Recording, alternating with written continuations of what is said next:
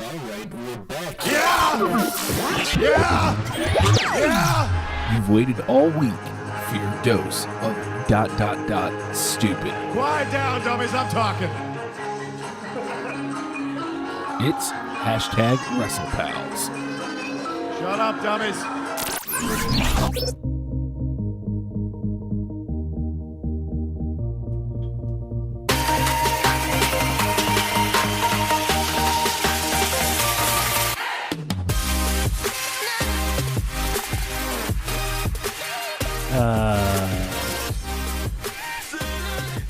Well, hey everybody, we're #WrestlePals, maybe.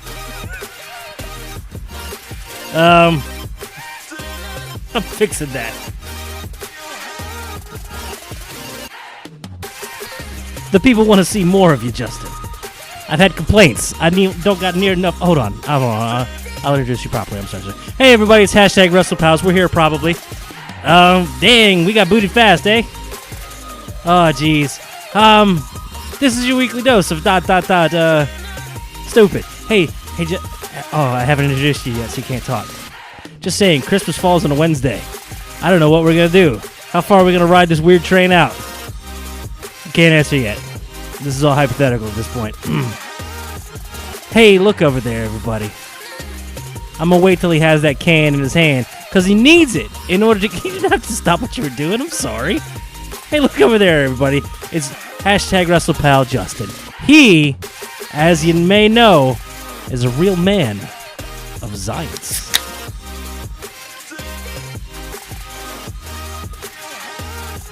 A real man of science. Ooh. Voice sounds a little weak this week. You all right? I'm not sure what happened here. Real man of science. I'm like, oh, no. This has been a garbage start to the show. Yeah? Yeah. Maybe we don't... okay. I don't know what happened over here. What happened over there? I had it all set, and then it shifted for whatever reasons. With the thing. Oh, okay. I'm trying to fix the thing. Uh, But I can't because... Not that one. It keeps selecting the wrong fucking thing. There you go. Click that thing. There. Oh, no. Oh, yeah. All right, I like this. That's way better. Hit it. Oh, much better. Hi, everybody. I'm #WrestlePal Nate. We're apparently still on the Facebook, by the way. Really? Yeah. See? There we are. I don't understand this. It said it booted us, but... It booted us, and then I was like, hey, okay. One viewer. It's probably me. Maybe it's just us that can see it. How did it go? Hello, me. How are you? I've been better. #Need Appreciation Day. Ah, jeez. Ah. So, everybody, did you do your homework? You ever get that question asked at school and you're like, oh, man, I had no idea what I was supposed to do. So that's a definite no. I did my homework. For once. I remember you used to have a different show. Man. What's that? We'll get there. I remember you used to have a different show where you had to assign homework to people. #Live Loves Justin. And they, yes. oh, God. Already with this? Or YouTube or Twitch, preferably. Ooh. Sorry, I'm trying to redirect. Everybody watches on Facebook, so we have to redirect. Are they getting that? Let's make sure it's on there. Twitch.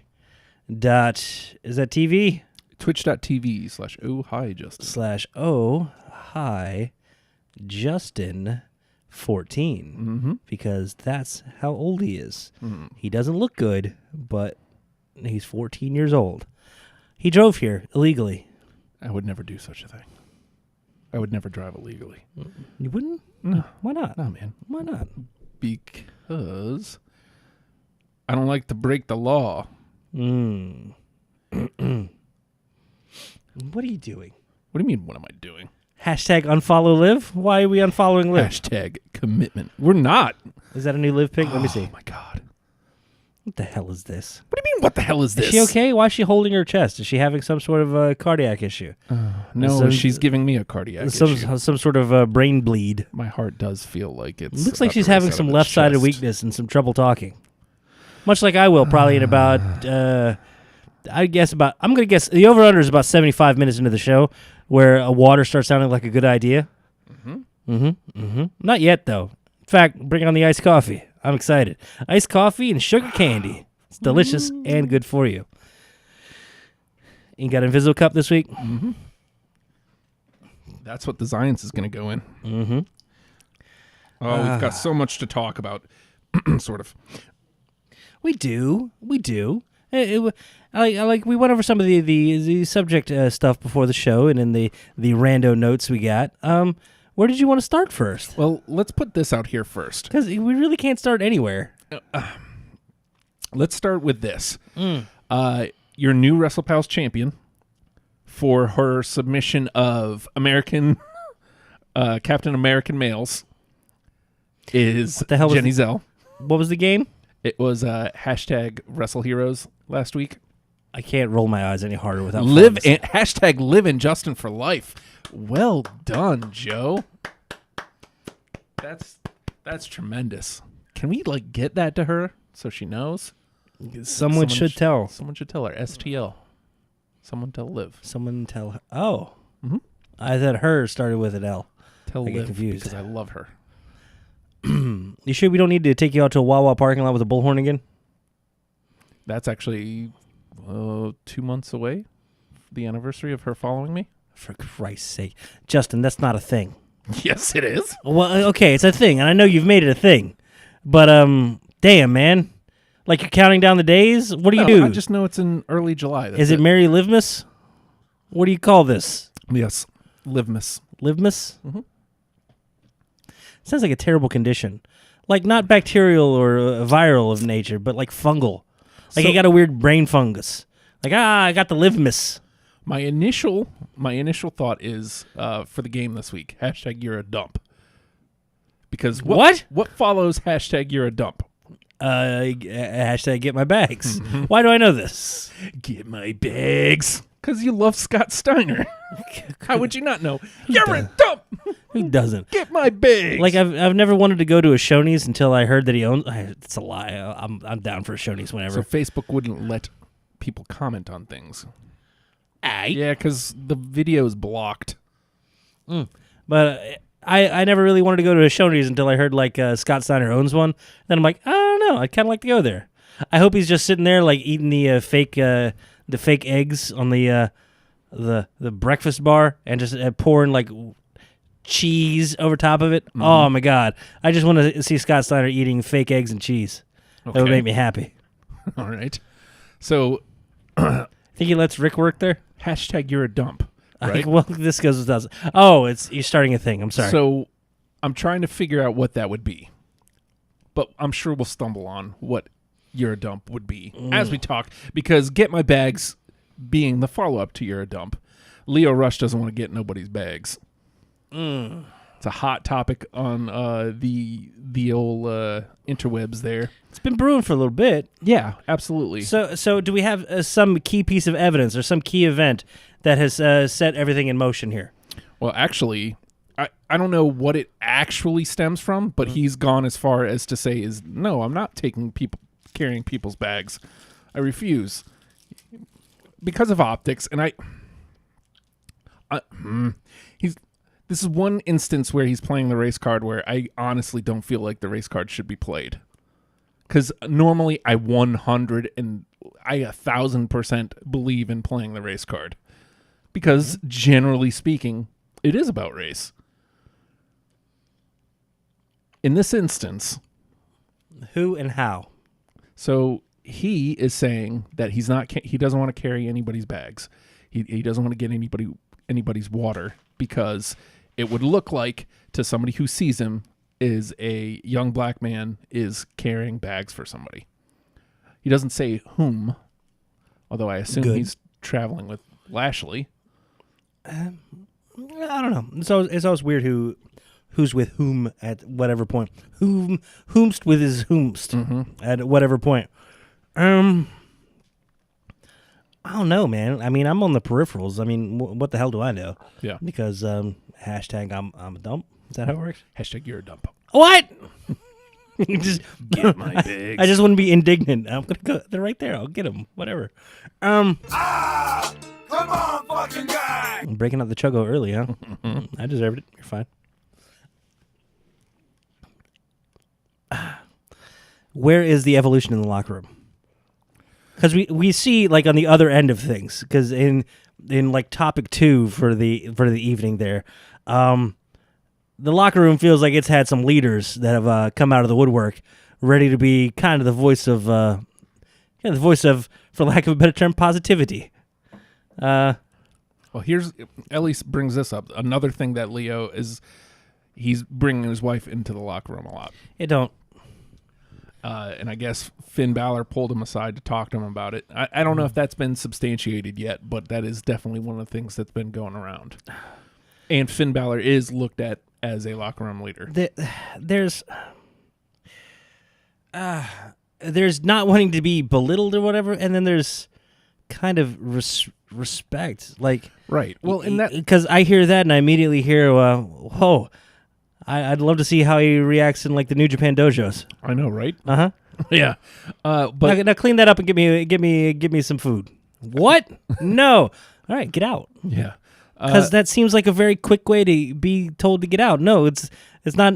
Even if it, I hate to say this sounds weird because it's like you have to wonder where and on the outside looking in, it's hard to tell where the evolution of the locker room is, where race ends and where respect begins, and the other way around. Right. Because you know how it is. Like you got one person that says, "Hey man, you're a piece of crap, and I don't like you because your attitude is bad." And then you can have somebody pile on that's a racist and goes, "Yeah, they're right.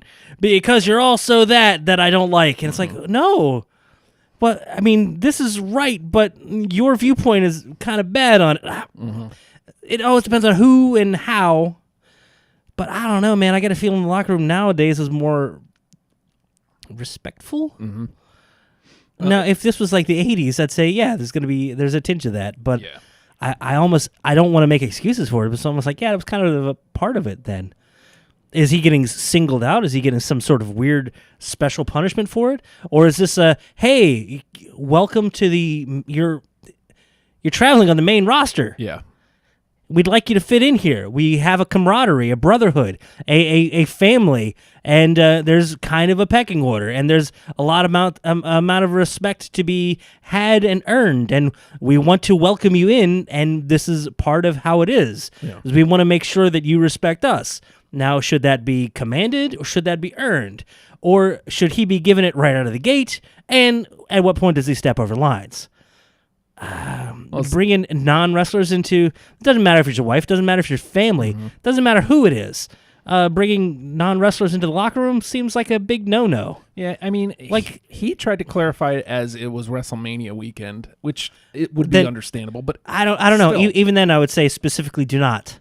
Yeah. That seems like a time and place where they have the most space for family and whatnot to not be in the locker room. Right. It seems like a time when you should be preparing your most and getting yourself hyped as best you can to prepare for the biggest night of the year. Yeah. Don't bring your family in. Now, was it a one-time thing, or has it been an ongoing thing? Apparently, it's been an ongoing thing. Then it's a problem, then, isn't it? It isn't just WrestleMania weekend. And it's you trying to skirt rules that everybody else has to abide by. Or unspoken rules that people abide by. And that's what makes the camaraderie and the teamwork and the family atmosphere. If you immediately... Now, nobody... It's one of those things, like, nobody said you're wrong, but you are being an asshole. Yeah. So here's what put some weight on it for me. Why I feel like it had to... Actually, normally this is a topic I would probably just avoid. All right. There's really nothing. It keeps popping up, man. Yeah. But Mark Henry has gone on record now to say that he actually confronted Leo about it and said, "Hey, man, is there something going on or whatever?" And apparently Leo lied to his face, first of all. But then he would go on to say, "Look, man, this is just how it is. I did it. Chris Jericho did it. And are you telling me you're better than Chris Jericho? Get out of here." That's like the exact line. But it's something that everybody does. And, the fireback is, well, just because everybody does it doesn't mean it's okay. Man. Is it really that big of a deal to carry somebody's bags? No, for like it's a sign of respect. And Yeah. that's why it's a part of the New Japan Dojo. Yeah. And it's not something that's... I mean, it's formally ingrained over there. Yeah. But and generations of wrestlers have gone through there and gone through the same thing as part of it. You're looking at an evolving locker room here, though. Mm-hmm. That I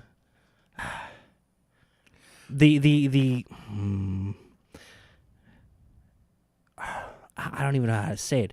The social graces necessary to survive in there are because hey, man, you know what? No, hey, you don't. You don't have to carry the bags. Also, get the hell out. No one's going to talk to you, and we're not going to make eye contact with you. I don't know. Get there yourself. We ain't letting you ride with us. How about that? Cool? Yeah, we cool. Go ahead. Take care of yourself, man. You do you. I don't want to work with you. Cool. See, and that's the thing. And then if I'm at a higher point than you and I don't want to work with you, and it becomes a sticking point, and I'm more valuable to the company than you are, then get the hell out. Yeah. What's your space there, man? Now, if he's good. He's good. And he has a lot of promise. He does. A lot of people had a lot of promise. Mm-hmm. A lot of people don't wrestle anymore. Mm-hmm. A lot of people are told to get packing because you're not a team player. Because sometimes that's more important. Somebody that can be good for the company isn't always the best in the world. Now, that's a poor choice of words. Sorry. The big thing that I actually do agree with him on. Mm-hmm. So he's saying that, I'm ready to play devil's advocate. Steer me the other way. I can't afford, travel and blah, blah, blah. Though I would say if you play ball, travel becomes cheaper because you travel with other people. That's just one thing. But I guess he's getting left out of meet and greets, which is money. Yeah. Mm-hmm. But the one thing I absolutely agree with him on is merchandising. The almighty Bobby Lashley, the almighty as his catchphrase. Mm-hmm. He's getting none of that. I feel like he does have a point there. That's literally, of all the things he said, that's the only thing I actually agree with. Whose line was it? Was it totally his? Or was it written for him? I don't know. Did it get over because of him? I would assume. Could it have gotten over without him? Mm. I'm sorry, man, but yeah, it is going to affect a lot of things. And there's going to be a lot of... there's no if, and, or Thor. Thor's. He's an Avenger. Hashtag you're a dump. Hey! Indignant. Where's your bags? But I don't know, man. Anytime I go into a new situation, like you go into a new gig, man, do you go in there right away and say, yeah, I'm gonna take all this stuff out of the fridge. I'm putting my stuff on the top shelf because I'm top shelf guy. Everybody else move out of my way. This is my seat. I'm gonna sit here now. I'm gonna do this job here. I'm new here day one, and I'm taking over. I'm gonna do what I want. And if I don't get what I want, it's obviously somebody else is out to get me. Well, no, it's because you came in demanding things. That being said, somebody that demands something, they may not get everything they want, but if they get most of it, that's a hell of a lot further than somebody that just sits around and waits for it to be given to them. So it's hard to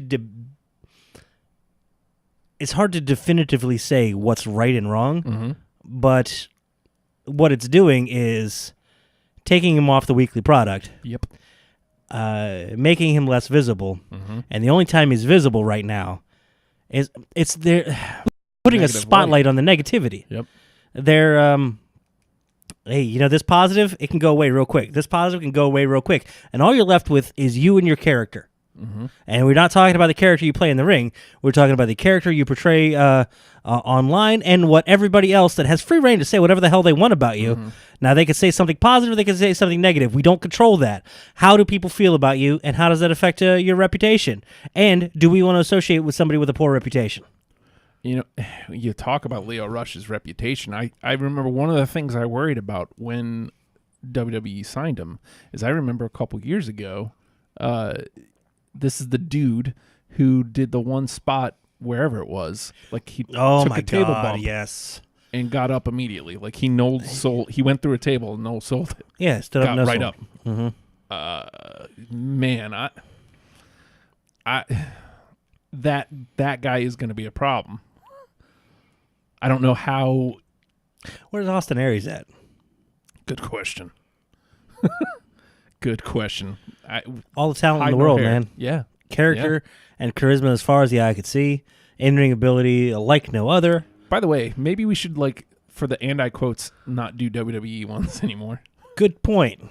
Although they were quick this week. They didn't do it last week at all. It was an old one. Weird. And if people could get the word out, because I tried to post it on the Facebook, but I don't know if anybody can even see it. So we are live elsewhere. Crazy town. But yeah, like something like that that dude is definitely a problem. Right now, I feel like he's getting a weird test where it's hey, we're going to put you in a slightly compromising position, and we want to see if Hashtag you... Native Appreciation Day. Thanks. We want to see if you can, A, take it, and B, how you react to it. Because I feel like everybody has an opportunity there to kind of redeem themselves, especially if you have talent. You almost get more chances if you have talent. Chances that nobody else should have, or no other career or any other field could possibly have. You have those kind of chances in wrestling as long as you keep your mouth shut when you kind of need to. Because sometimes, man, discretion is the better part of valor. And the best thing you could do when everybody's crapping on you and just say, hey, man, maybe I should just sit back a minute, let this kind of blow over for a minute, and try to earn my way back into the good graces of people. But it seems like he's pushing harder. Yeah. Like he's trying to force people to respect him. He's trying to force people to... Instead of earning the respect. To acknowledge. It's okay. There's a difference between commanding and trying to force it, man, because... he's like trying to grab onto a handful of water, and the more he squeezes, the more water gets away from him. If he just chills out and cups his hand, it's going to fill up. I don't know. That sounds like some stuff out of the Bible, probably. Yeah? What's a Bible? That guy's in it. What's his name? Oh, yeah. Moses. Jesus. Malone. Jesus Malone? Jesus Malone. Didn't he play for the Knicks? That's Patrick Ewing. Oh, sorry. He's the only person that ever played for the Knicks. Hashtag confinate. Nah, man. What? No, Jesus. You're dumb. That doesn't feel good. I'm sorry, Justin. Where's your bags? They're over there. You want to carry them? Yeah. You know what? And that's just... There's something basic and almost grade school about that. Well, the other thing is, getting your opponent some water after a match, or the ref. I think that's the other one that's going. The ref and your opponent. I don't know. To me, that seems like a good thing because, hey, let's talk about what just happened. Or just be respectful. Yeah. Because it isn't that he's getting disrespected. It's that he's being ostracized for not being respectful. They didn't come out and say, we're here to disrespect you. Take it. They're saying, hey, you're being disrespectful. Chill out. And to have legends pull you aside and say, hey, you're being disrespectful. Could you stop it? And then going harder on it. Yeah. How do you expect a good reaction to that, man? Yeah, I don't know. Ken Kenny has a good point. Look at the Singh brothers. You don't hear nothing bad about them, and they're in the same spot as Leo. The Singh brothers are... Actually, now they're wrestling again. They're on 205 It makes Live. me so happy. I wish they'd go back to Harv and Gerv. Because I was so excited during the Cruiserweight. Gerv! Hey, wrestling fan. I see you're commenting right now. A wrestling fan, 2345. Oh, man. How are you, good sir? But Or ma'am, I should But say. I don't. But is he in the same position as the Singh brothers right now? Singh brothers seem like they got a pretty sweet gig right where they're at, and they're getting the opportunity to wrestle as well, and they're not being crapped upon. And do you want to see Leo Rush right now? Me right now? No. Conversely, do you want to see the Singh brothers right now? I don't not want to see them. I know, right? And are those two places that you can put right up next to each other? Is that apples and oranges? This is like rotten oranges and fresh apples. Say, I don't know. They're both fruit. They suck. Give me some candy. Give me some candy. I threw the candy so I wouldn't eat it. Look at me. I'm crazy phone forehead. I got a phone coming out my forehead. Isn't that crazy? Now give me some candy. Hashtag you're a dump. I don't know, man. I Brian German. The more I hear Leo Rush talk right now, I feel like the more trouble he's going to get in. Even if he came out and said, "Hey guys, you're all right. I'm sorry. You know what? I need to learn my place in here, and I want to be a part of this and not try. I'm sorry for overstepping my bounds." Even if he said all the right things right now, it would be bad. Mm-hmm. This is a test to see, hey man, can you shut up? I feel like that's what he's being tested on, and I don't know that he can. And maybe not. And you know what? That can be good somewhere. He granted Fightful an interview because Fightful was reporting on this. Mm-hmm. And terrible idea. Yeah. The more you talk, the more trouble you're getting into. Almost seems like your mouth is getting you in trouble. Mm-hmm. I mean, I don't know. Why don't you leave the locker room for a minute and go see your wife elsewhere, and then come back and bring a bottle of water for a couple of the dudes. Be respectful for the referees. Jesus Christ. Because I just don't see where it's that big of a deal. I feel like because the refs are amazing performers in and of themselves. Mm-hmm. They're not just backstage crew. They're not additional crew. They're amazing performers. I almost feel like the water bottle for the ref is, hey, do you think so highly of yourself that you completely dismiss those under you? Mm. And if you do, get the hell out. Yeah. I got no place for you here. Like, honestly, I mean, you've seen that everywhere. I mean, I guess the Indies is more like, hey, somebody has to freaking do this. But there's places where it's like, we need you to help set up that ring. Yeah. We need you to help tear it down. We need you to help clean up. We need you to help get stuff packed up for the night. It's part of the training and part of the dismiss those under you. Shut up, you. You're a dump.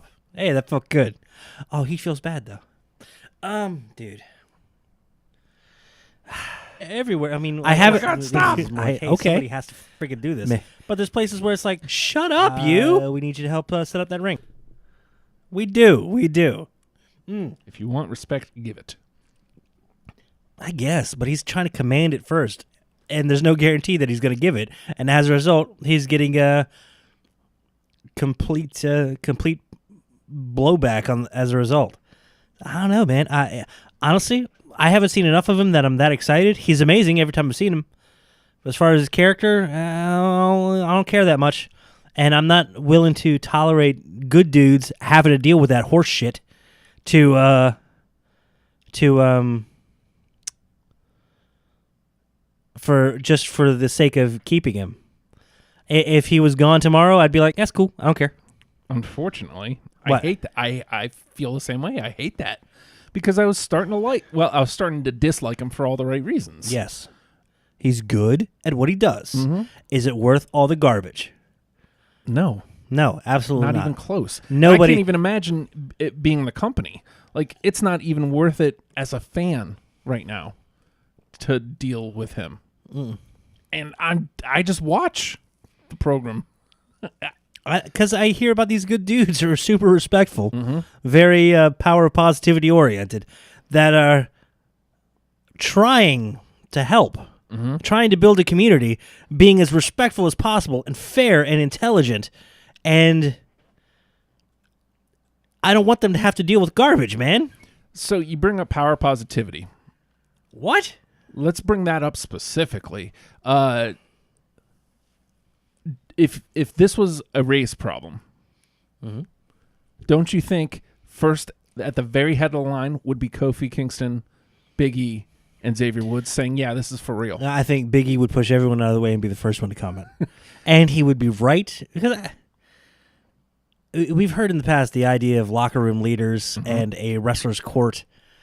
If Big E isn't the first person you consult, Barrister E should be the first person consulted on right and wrong and doing the right thing. Yeah, and I got to think, it's not like they've shied away from mentioning things when things are kind of garbage. Yeah, we'll get to the other more recent thing in a second. Hey. And Big E especially feels, and Xavier and Kofi to a lesser extent, but I feel like Big E the most is pretty much bulletproof. Bounty hunter.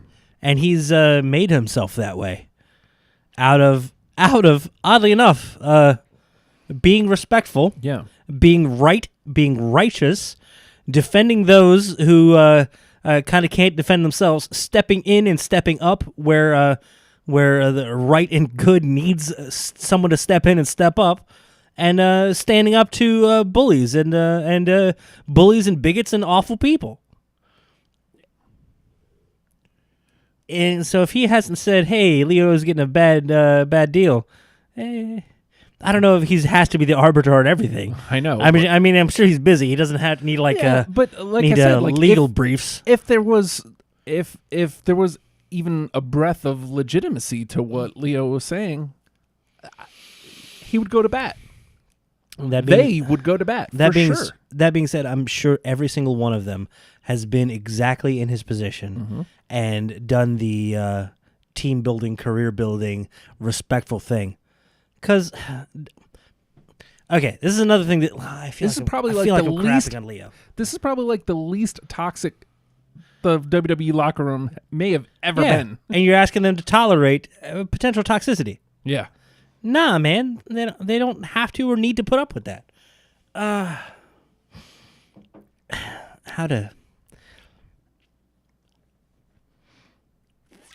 don't even know how to say it. I was just about to crap on Leo more, and that feels bad. Well, let me put this out here from Kane, and then see if you can figure out the wording. Word it back.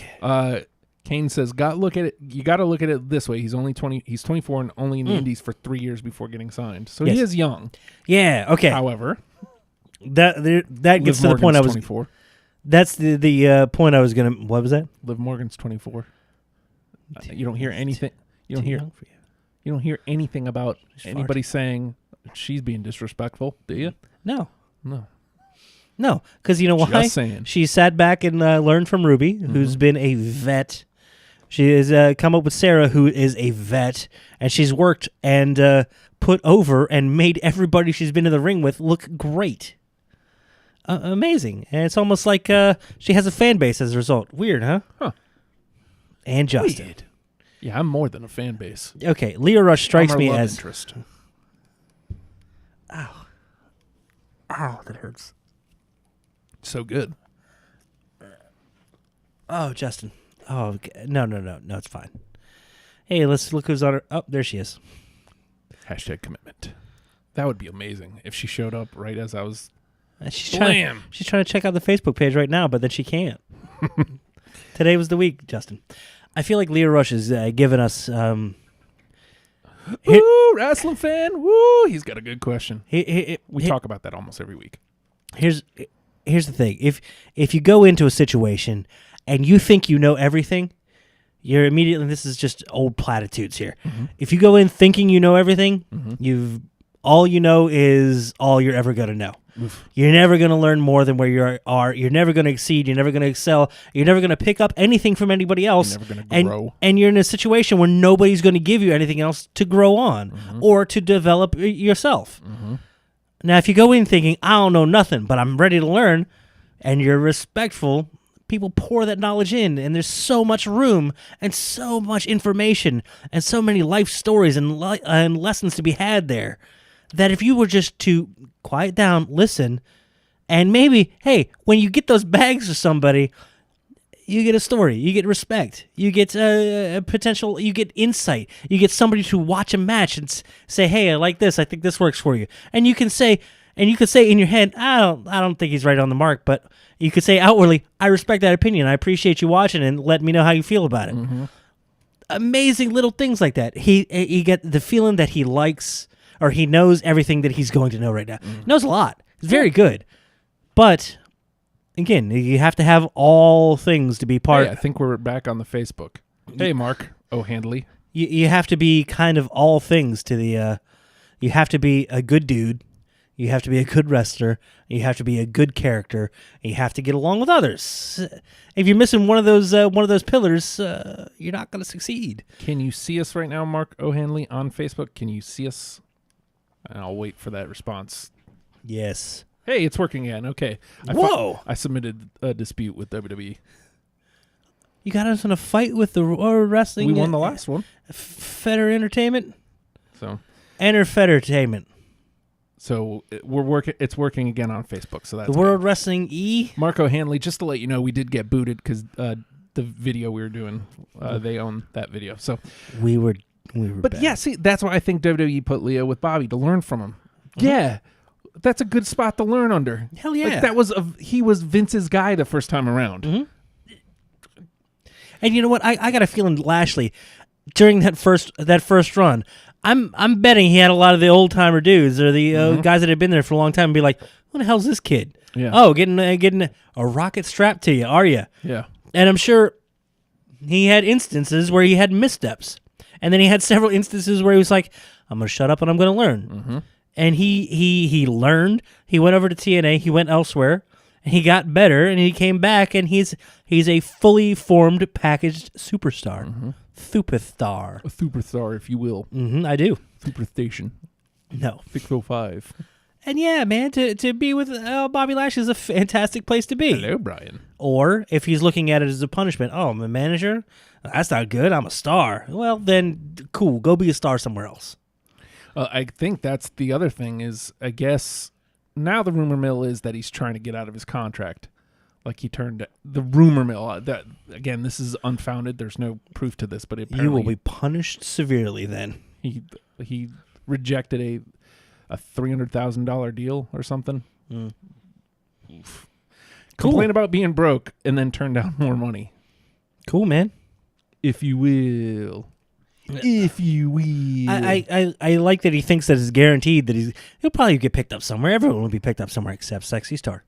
And but anywhere you try to go to now, they're gonna know your reputation that you bring with you. Mm-hmm. Your stuff doesn't go away; it follows you. Mm-hmm. When you make a post on a fitness forum at 24 years old, guess what? That stuff will pop up 7-8 years later, and then everyone will be like, "Oh, hey, what a jerk!" Yeah, so let's go right there then. What? I was just making weird analogies. We brought this up a good couple months ago because it had first surfaced, but I think there was like no receipts, as it were. I still, even looking at it, I don't know that it's actually him, but there's some pretty awful things said or out there that have been linked to Lars Sullivan's bodybuilding account, essentially. I'm going to use the scariest word in the modern era. Okay. As Yeah. Very much so. I read through a lot of them today. Yeah. 'Cause as if my workday isn't dark and dreary and awful enough with the human tragedy that I deal with every single day. And I'm just talking about me waking up in the morning and showering. It's weird. Let's delve into racist, sexist, homophobic tweets. Not tweets. Posts. This is well before tweets. This is in the realm of posting. And yeah, like you said, it's hard to substantiate some things, but sometimes the illusion, the appearance is enough to call into question. And boy, howdy, well, there's going to be some questions. Mm-hmm. It looks a lot like it's some official Lars stuff. Yeah. And it's one of those things of why you make the stuff up. When it's something usually that bad, yeah. Unless it's some bitter personal enemy, people don't usually make stuff up. And I don't know. It doesn't need to be substantiated. It's some dirt that's in the air. Yeah. And are you going to step up and get it on you, or are you going to try to clear that stuff away? Yeah. Now, I believe that people can change. It is possible that is a past life, and he was just a shit human and has turned into a better human. I don't even know what you do if you're him. I don't know that there is anything you can do. There is no apologizing that away. There's nothing you could actually say that would be like, right? We live in a weird time where I think my generation may be the last one, and you kind of on the buffer end of it too, where there's stuff you did that nobody's ever going to know about. Probably. That's cool. Yeah. That's really cool. Yeah. My brother drove a car through a 7-Eleven once. He stole a car in a parking lot, drove it through a 7-Eleven. Guess what? That wasn't on social media. Nobody posted about it. Uh-oh, I just messed it up. Sorry. Hi. It's okay. But if you do something dumb, it's trackable forever now. It's not going to go away. Mm-hmm. I'm of the last generation that gets to have that little bit of anonymity. But somewhere, there's a MySpace page that has me lying about liking certain bands or whatever to try to get some girl to like me or something like that. Oh, it's awful. And I'm sure if I find her, I'll be like, oh, for Christ's sake.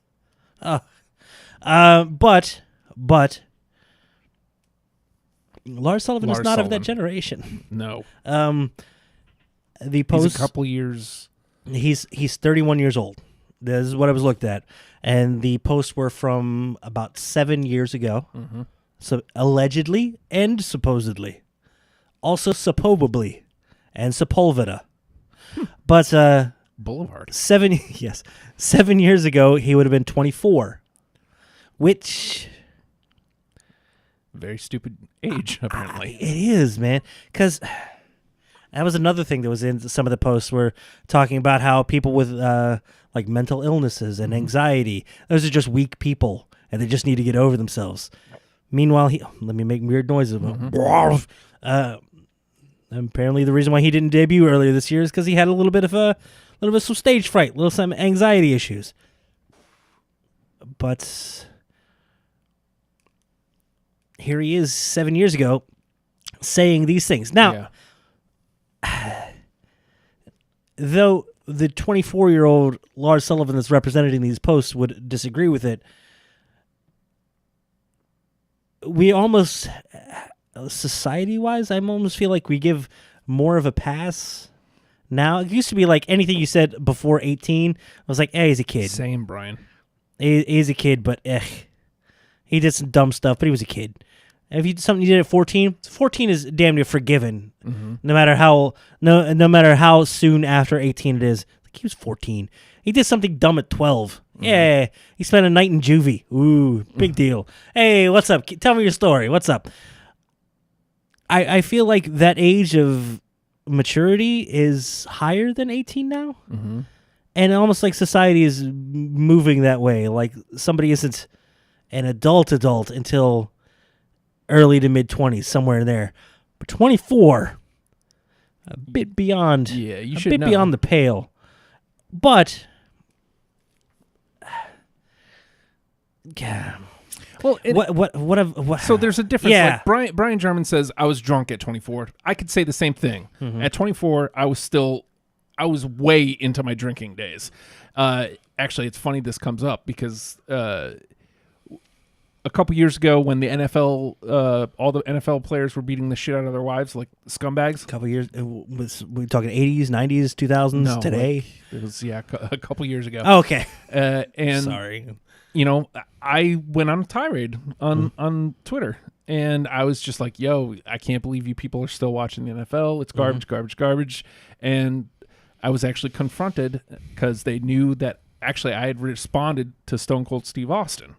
And they said, but wait a minute, like Steve Austin beat his wife. And, and my response was, at that point, you're talking about the difference between the 24-year-old Justin, who was drinking all the time, because that's when it happened, 2004.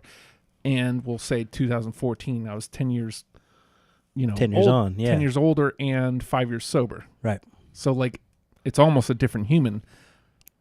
But there's a difference between being a drunk guy kind of letting a superstar of Steve Austin's magnitude skate by on beating his wife and being a literal piece of human trash. Yeah. Like,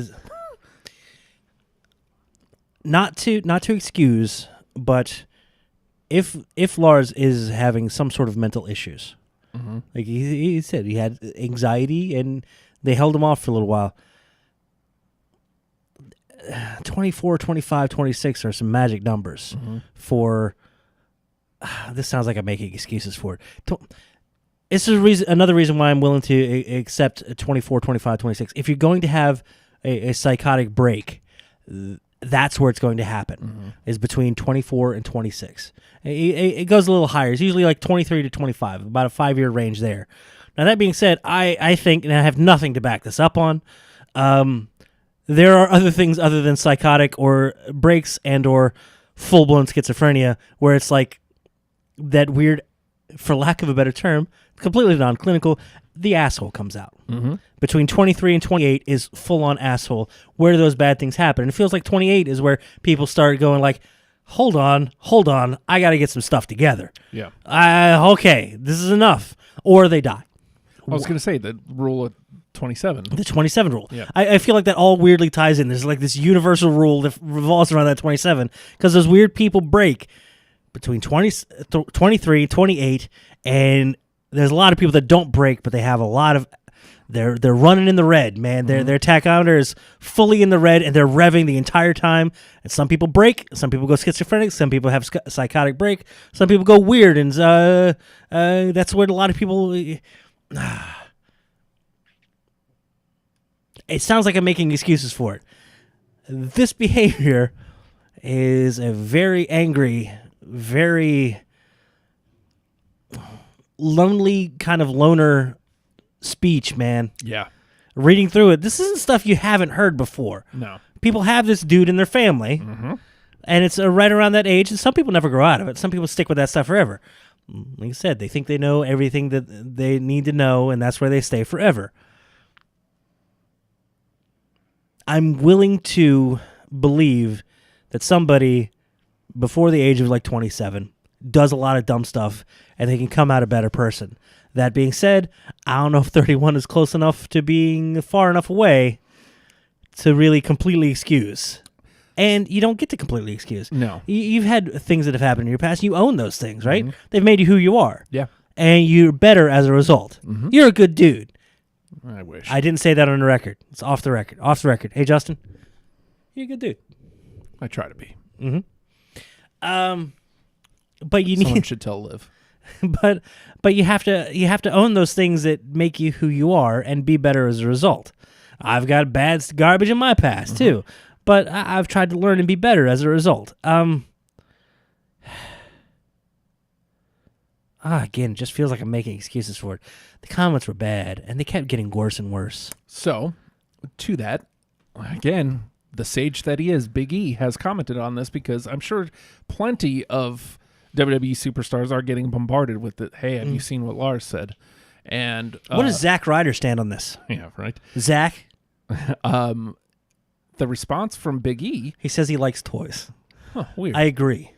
Toys, okay. So Big E's response is, hey, man, I mean, if this is true, because many of us have heard about this, if it's true, then he's the one who's got to be in this locker room.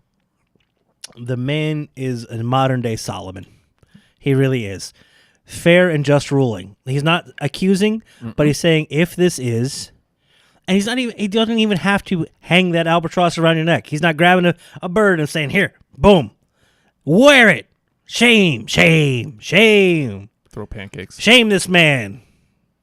Nothing. I get nothing. Shame. Throw the pancakes. No. The one that hit Miz in the face is still my favorite pancake of all time. And can we discuss that? Not even discuss. I just want to make a statement. Kofi gets some distance on those pancakes, man. He practices at home. He tells the kids go long, and they're like 80 yards out, and he's like, nah, man, further. Also go up in the stands. And they're like, what, Dad, we don't have stands. We need to get some stands.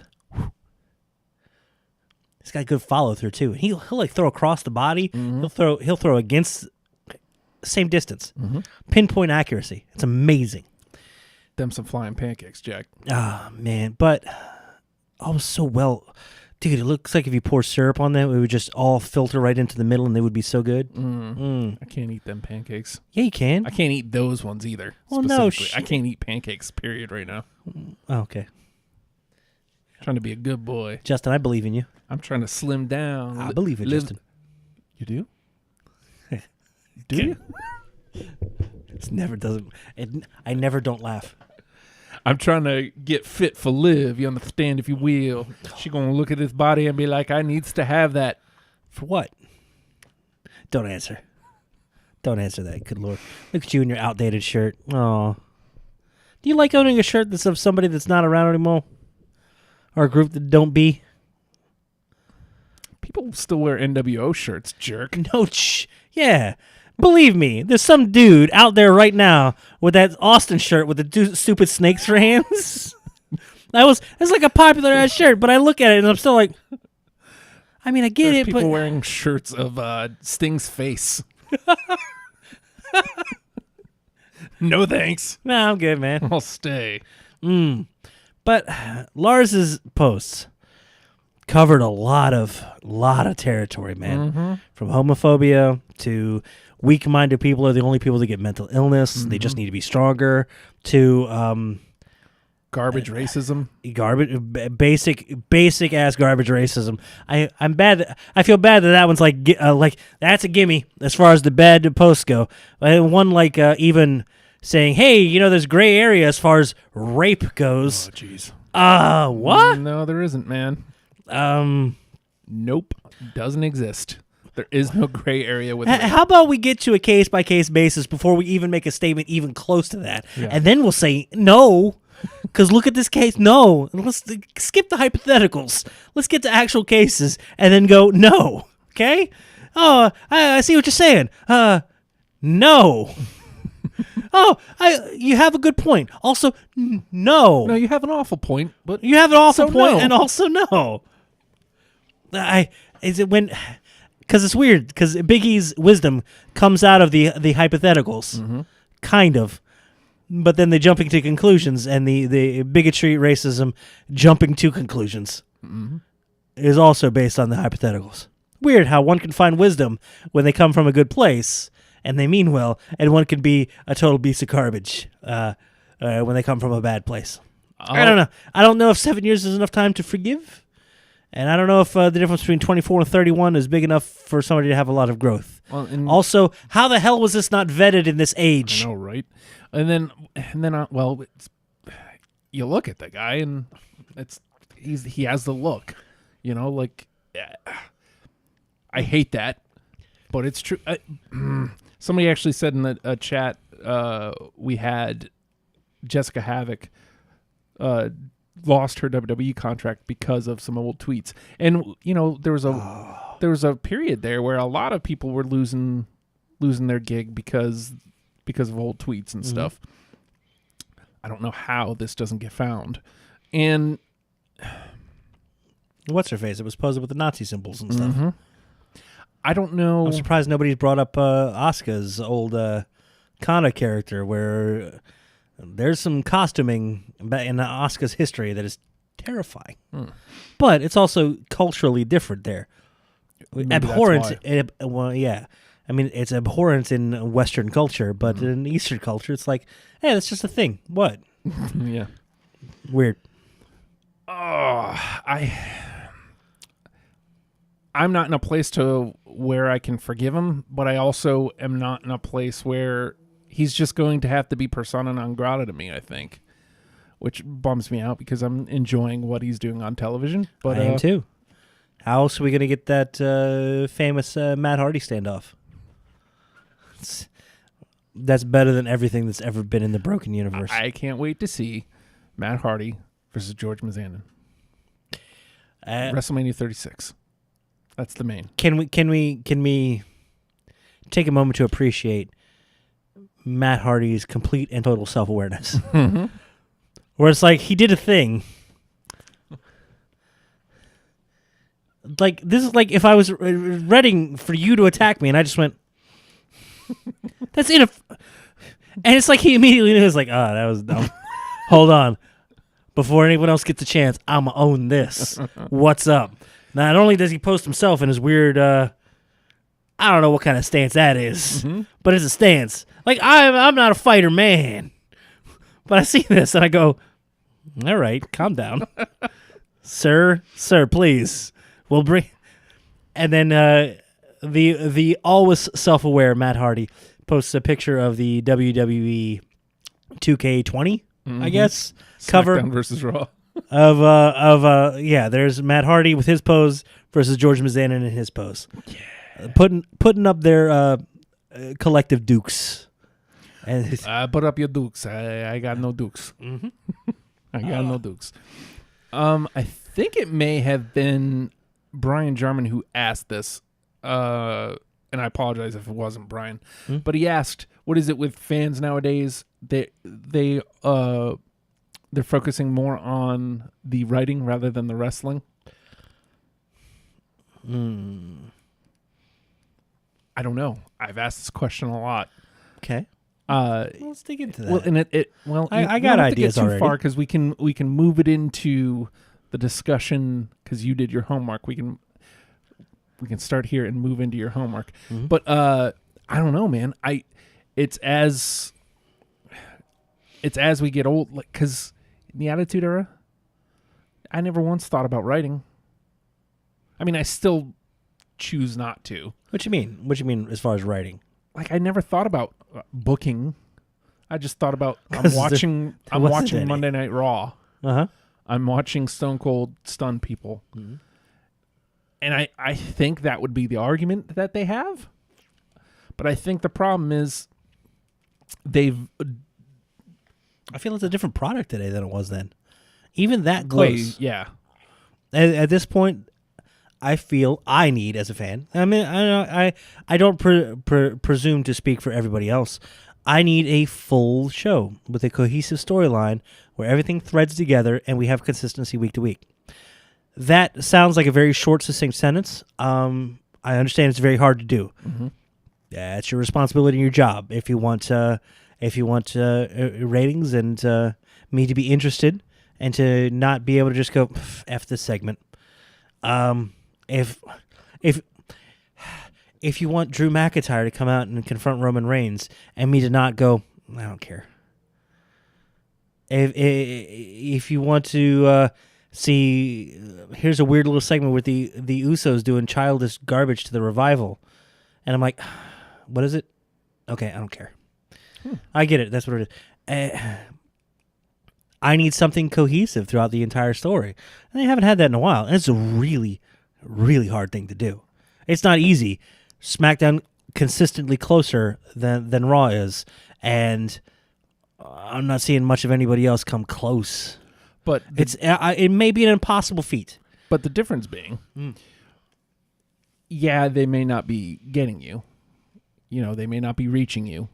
But you're also not sitting there online going, the booking, they need to fire everybody, they're creative, they're push Guy X. Oh, Guy X is good, though. To be fair, it's his time. He's earned it. I feel like people look at the product world as a fake play world, and everything else is the new main focus for them. There's a level of interactivity. When people exist in real life, online, they are there. The real person is there, and you exist in that world. Mm-hmm. I feel like it's harder for those cohesive storylines, that's not to exist in the show because people are more focused outside of it where they can actually exist and interact. Mm-hmm. That is where the new existence is.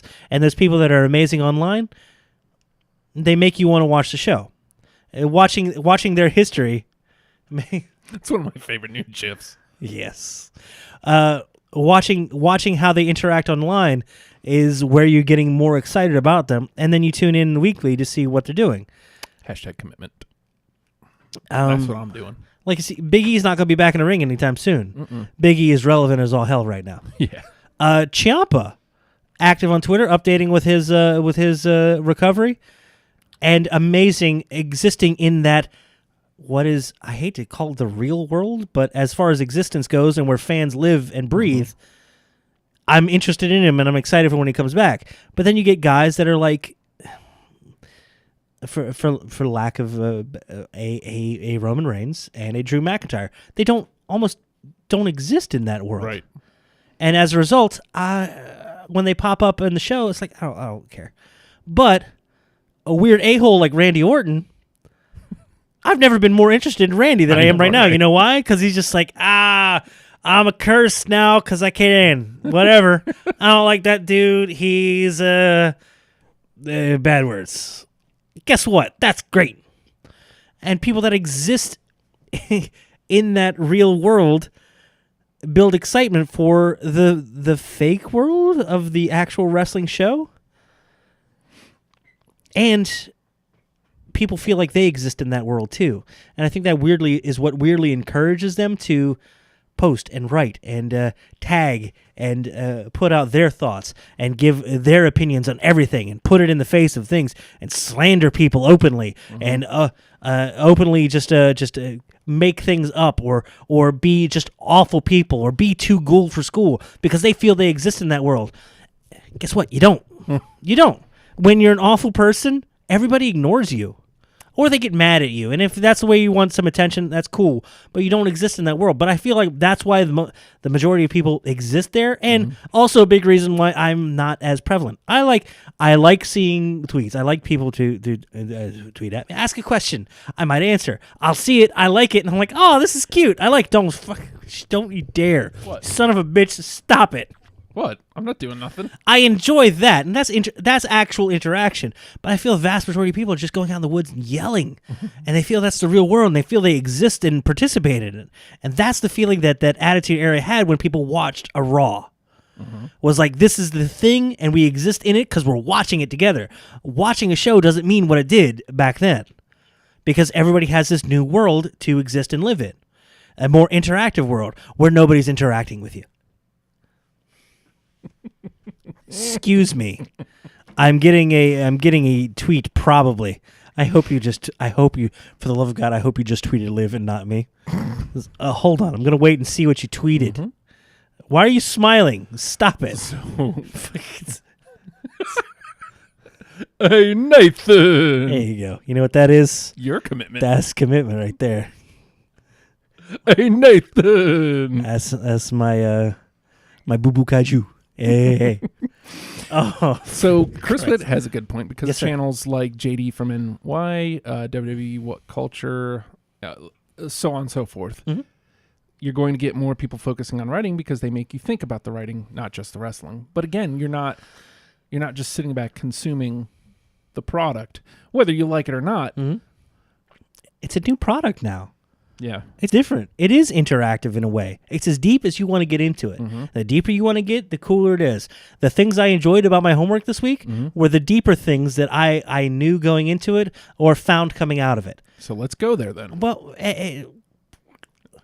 I feel like I'm almost making a breakthrough on what's different today, but I'm not going to. That level of perceived interactivity makes people more forceful with their opinions, their thoughts, and they put them out there. And you see people that are out there putting the thoughts. Look, I enjoy talking with Justin about wrestling. And if you're watching this show, I love getting feedback, and I love talking about it with people. If there was two people watching this well, if it was just me and Justin doing this, we would have this exact same conversation. It would be great, and I would enjoy it. But I enjoy not talking directly to him. This is great because I get to talk to him. Hey, Justin, how you doing? If you say something? Just answer me, would you please? I've never felt so alone. Hey, man. And that's what the internet really is. It's a lot of people alone, but they think they're not because they're throwing it out there. So I don't go into this thinking like 1,000 people are going to watch me and it's going to be amazing. And here I am going to get famous. That's what I feel that most people think when they go online and put their thoughts out. And I'm going to tweet this famous wrestler and they're going to retweet it and like me. And I'm going to get famous as a result. I feel like that's the delusion that most people have. I think so. Do you think you're going to get famous by telling Liv that you dig her? No. Or do you think she's, at best, you're hoping she sees you and goes, oh man, this guy digs me. That's what I feel good today. I hope. Yeah, I hope. I feel like that's your hope. That's your realistic level. You hope she sees it and goes, this dude's adorable. Scroll. And she has a moment of joy because of you. You want to give her that moment of joy for the moments of joy that she's given you. Yeah. What an amazing fair trade that is. Do you demand her attention? Do you want her to show up for your birthday? No. That's unrealistic, right? I would like to have a picnic with her. Yeah, but that's a remarkable. But I know deep down inside, I hope to God that this is a remarkable pipe dream, and that were it ever to happen, you would probably explode. No, I'd be cool as the other side of the pillow. God damn it, Justin. You would be. Yeah, you would be so wholesome and nice. It's like, hey, what's up? Let's have some pickles. The biggest move you'd make is, hey, you want to hold your hand and walk? I mean, I'm going to hold some other people's hands too. Let's all get together. And it's not even going to be a thing. You're just going to be like, hey, we're all walking with our hands together. This is cool. All right. Well, I know you're busy. You got to go. Bye. Love you. Bye. And then she'd be in love with me, and it'd be great. No, for Christ's sake, no. That's exactly what I'm saying. No, Jew. No. Ah. King Kenny brings up a point. Yes. Also, during Attitude said Era, nothing. if you didn't like what WWE was doing, you could watch WCW or Strike That Reverse It. That was always what happened with me. I'd watch WCW, hate what was happening, watch WWE, and then watch the replay of Nitro later at midnight. I was always a WWE fan. I always hated it when I felt like they synced up their commercials. Jerks. It was the worst. Like, lower your commercial. Well, I guess they didn't have dick pill commercials back then. Yeah, right? There were no dick pills. It was Not a dark. yet. It was a dark age. Yeah? You think? Still is. Okay. So your homework this week. Okay. 'Cause I watched Impact's Rebellion last week. It was no homework. I just did it. Because you're actual fan.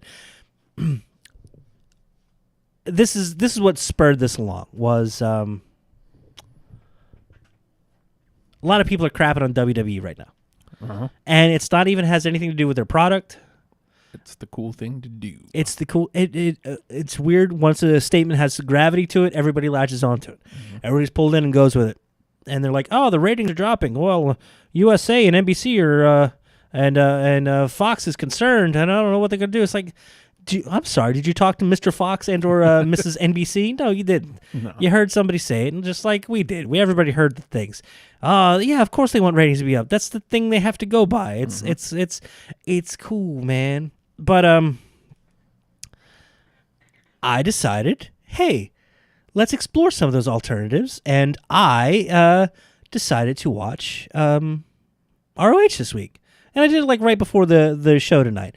And I had very, very little idea of what was going on.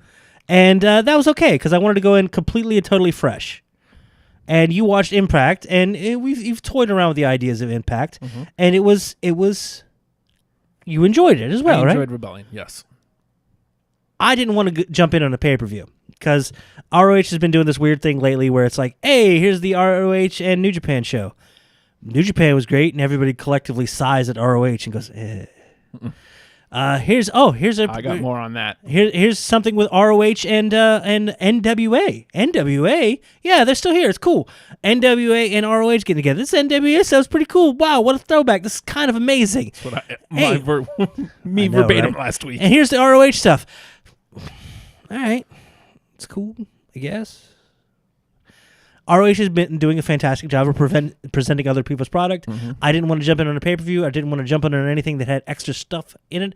I wanted to see just straight up ROH. So I watched ROH's weekly program from Program. Sinclair Broadcasting. Yeah, and it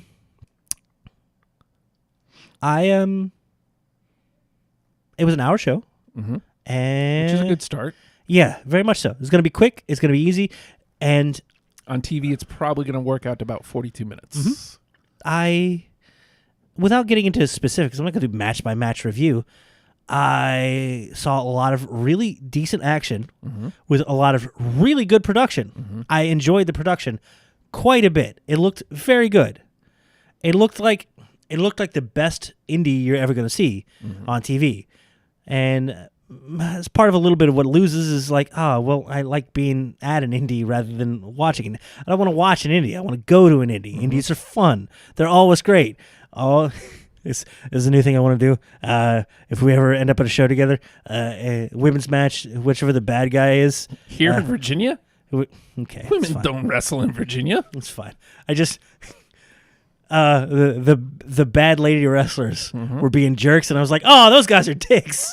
and I was like, "I can't wait to say that live to somebody," but only to the bad guy if they're being really good and bad. A lot of young dudes, and they were all very good, and very sound wrestlers, and the action was great, filmed great, paced great. The match storytelling was booked and paced well. I had a hard time giving a damn about the performers. I wonder why.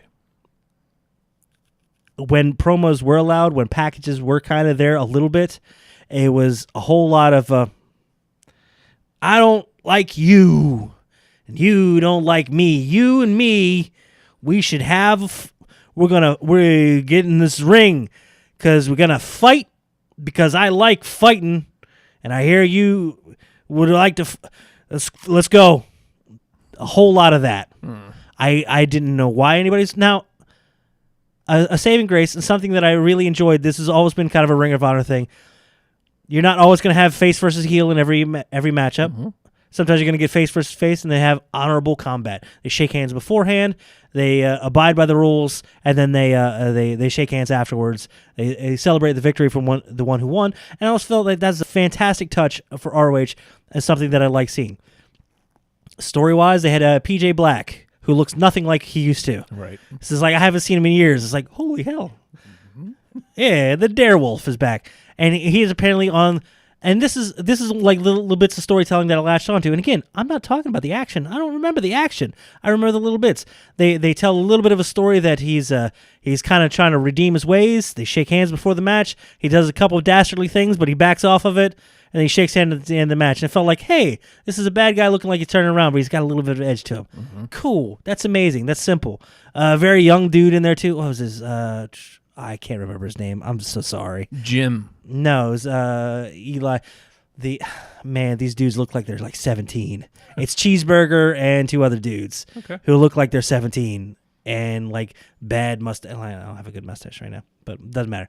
And amazing technical wrestlers, and in there with PJ Black, who's amazing as well. Mm-hmm. Good stuff. Now, other stuff happens. Blah blah blah. You get a women's title match. Their champion. I can't remember her name. Shoot. There was Steve. It's not Steve. God damn it! It's not Steve. Like I just had it up there. Is it Liv Morgan? It's not Liv Morgan. It's gonna drive me crazy. I gotta go to the. Liv is the one for me though. Liv's the one. She's the one. She's the only one for me. Hashtag commitment. Yeah. King Kenny asks, Nate, would you compare ROH to NXT? No, because NXT has people you see week in, week out, and storytelling within a match, and then they might have a 2-week story where it's like, hey, man, we should fight next week. All right, let's fight. Let's go. And then they fight next week, and it has some resolution. This felt a whole lot like it's kind of thrown together. Here we go. But the promo before the women's match, the bad girl was like, it was literally word for word, I don't respect you, I don't like you, and hashtag not my champ, and I'm not going to shake your hand. Like, okay.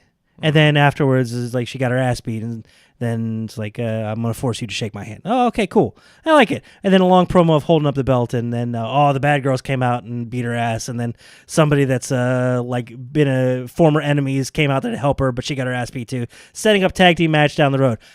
Hey, basic, simple, easy. I dug it. My favorite stuff of the night. Very storytelling on television. Mm-hmm. Fun stuff. WWE does that, and people lose their minds. Now we have the talking segment, and this is like the third thing in the show, or deeper in the show. Dalton Castle, who had a very poor performance at the Madison Square Garden show, and he attacked the boys. Boys. He came out, and he has a peacock-colored suit, and it's amazing. It's the best thing I've ever seen. Who was he with?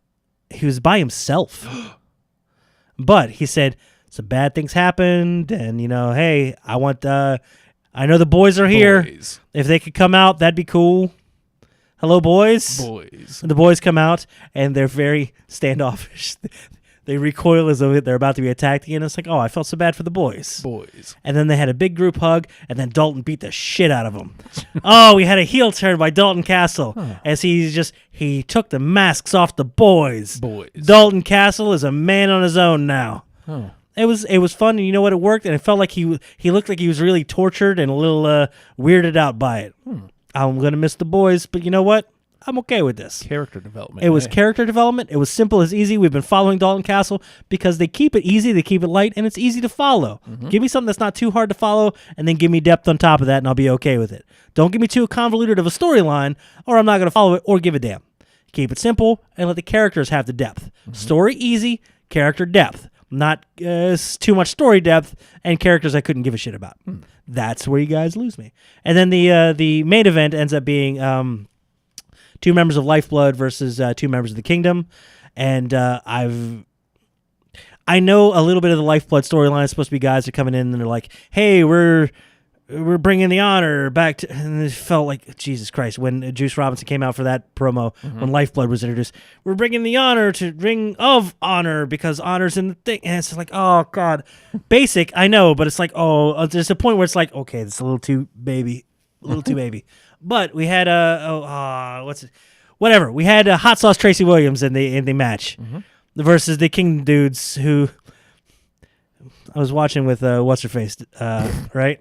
And, What's-Her-Face? Shut up. I was watching with last week's champion. Does that mean we're not supposed to say her name? Whatever. She's right downstairs. Let's hear if she howls with laughter at that. She might be doing the wildly popular Shut up. dork trek right Whatever. Screw that show. It's Wednesday night. You know where you're supposed to be. They said the dude looked like, I said, hey, it looks like Rob Zombie's nephew. And she said, Fred Zombie. And I got very happy, and that I enjoyed. But still, simple, easy characters. They portrayed that they were the bad dudes because one had dudes. And this is where I delving into the internet age and the more participatory era, I got excited for Hot Sauce Tracy Williams because I know who he used to be in Chikara. And I was like being the nerd saying, hey, that used to be so-and-so and so-and-so and so-and-so. And then there's oh, he still does the thing he did here and he did there. But then I was like, okay, stop that. Let's watch Hot Sauce Tracy Williams. And I felt like he had the most character, maybe because he has the Chikara background. He had the most character in the match. And he sold an arm the whole match. He couldn't do a move because of the arm. And he had a unique-ish moveset. And they had a bunch of group spots that were fun. It was a fun match. Right. I felt like it didn't really go anywhere or have to do anything. But then afterwards, Hot Sauce Tracy Williams gets the mic. They're calling out Bully Ray, basically saying, hey. Do you know who I am? Bully Ray, Tracy Williams did a fantastic job of holding his own. Yes, Brian. And presenting himself as a character. And he was mad and he was angry. And he was saying, Bully Ray, you're a bad thing here. It's like, okay, here's not a lot to work with. Go do it. Call out Bully Ray. You got 20 minutes. Go. Didn't go that long. Calls out Bully Ray. Bully Ray comes out. He says, give me the mic. Throw me the mic. Because they're saying, hey, we want you to come in here so we can fight you. Very simple. Very easy. They throw Bully Ray the mic. He just takes the mic. Go to hell. Throws the mic back and walks off. Amazing. And you know what? It was a fun end to the show. Do you know who I am? Now, the singles match at the beginning of the show, fun character development for PJ Black. The women's title match, hey, we've got a storyline and we're involving more women into the title thing. Fantastic. Dalton Castle, character development, fun, exciting. And then the tag match at the end is leading into Bully Ray's a cancer in the company. We got to find a way to get rid of him. That's what Lifeblood's here to restore honor.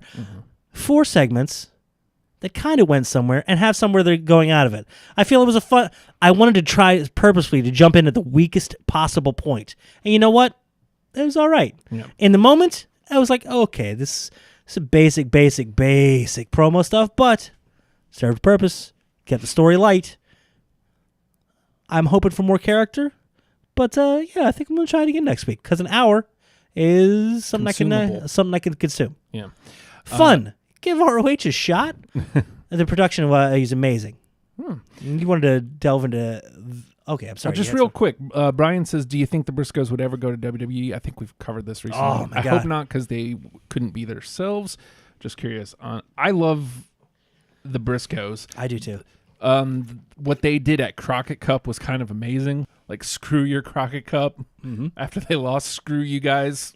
We're out of here anyway. Good old what's-her-face. Bunch of jerks. I didn't tell them. I was trying to explain who the Briscoes were, and I was like, oh, man, I would love to see them. I want to see them if I'm jumping in on ROH. And I put on a Mark Briscoe promo. Not Jay Briscoe. Jay Briscoe is a vile individual, and that's great. Mark Briscoe is a lovable goof when he's on his own. If you ever get the chance, go to look on YouTube for Mark Briscoe's Christmas promo or whatever, where he's selling his bridge of teeth on eBay for $99. I didn't tell her that it was anything wrestling related, and there's nothing in the promo that's even remotely wrestling related. I'm going home. It just seems like a weird individual who's selling his teeth on eBay, and I was like, also he's a wrestler, and I think I sold her on Mark Briscoe at the very least. So I look forward to showing them more.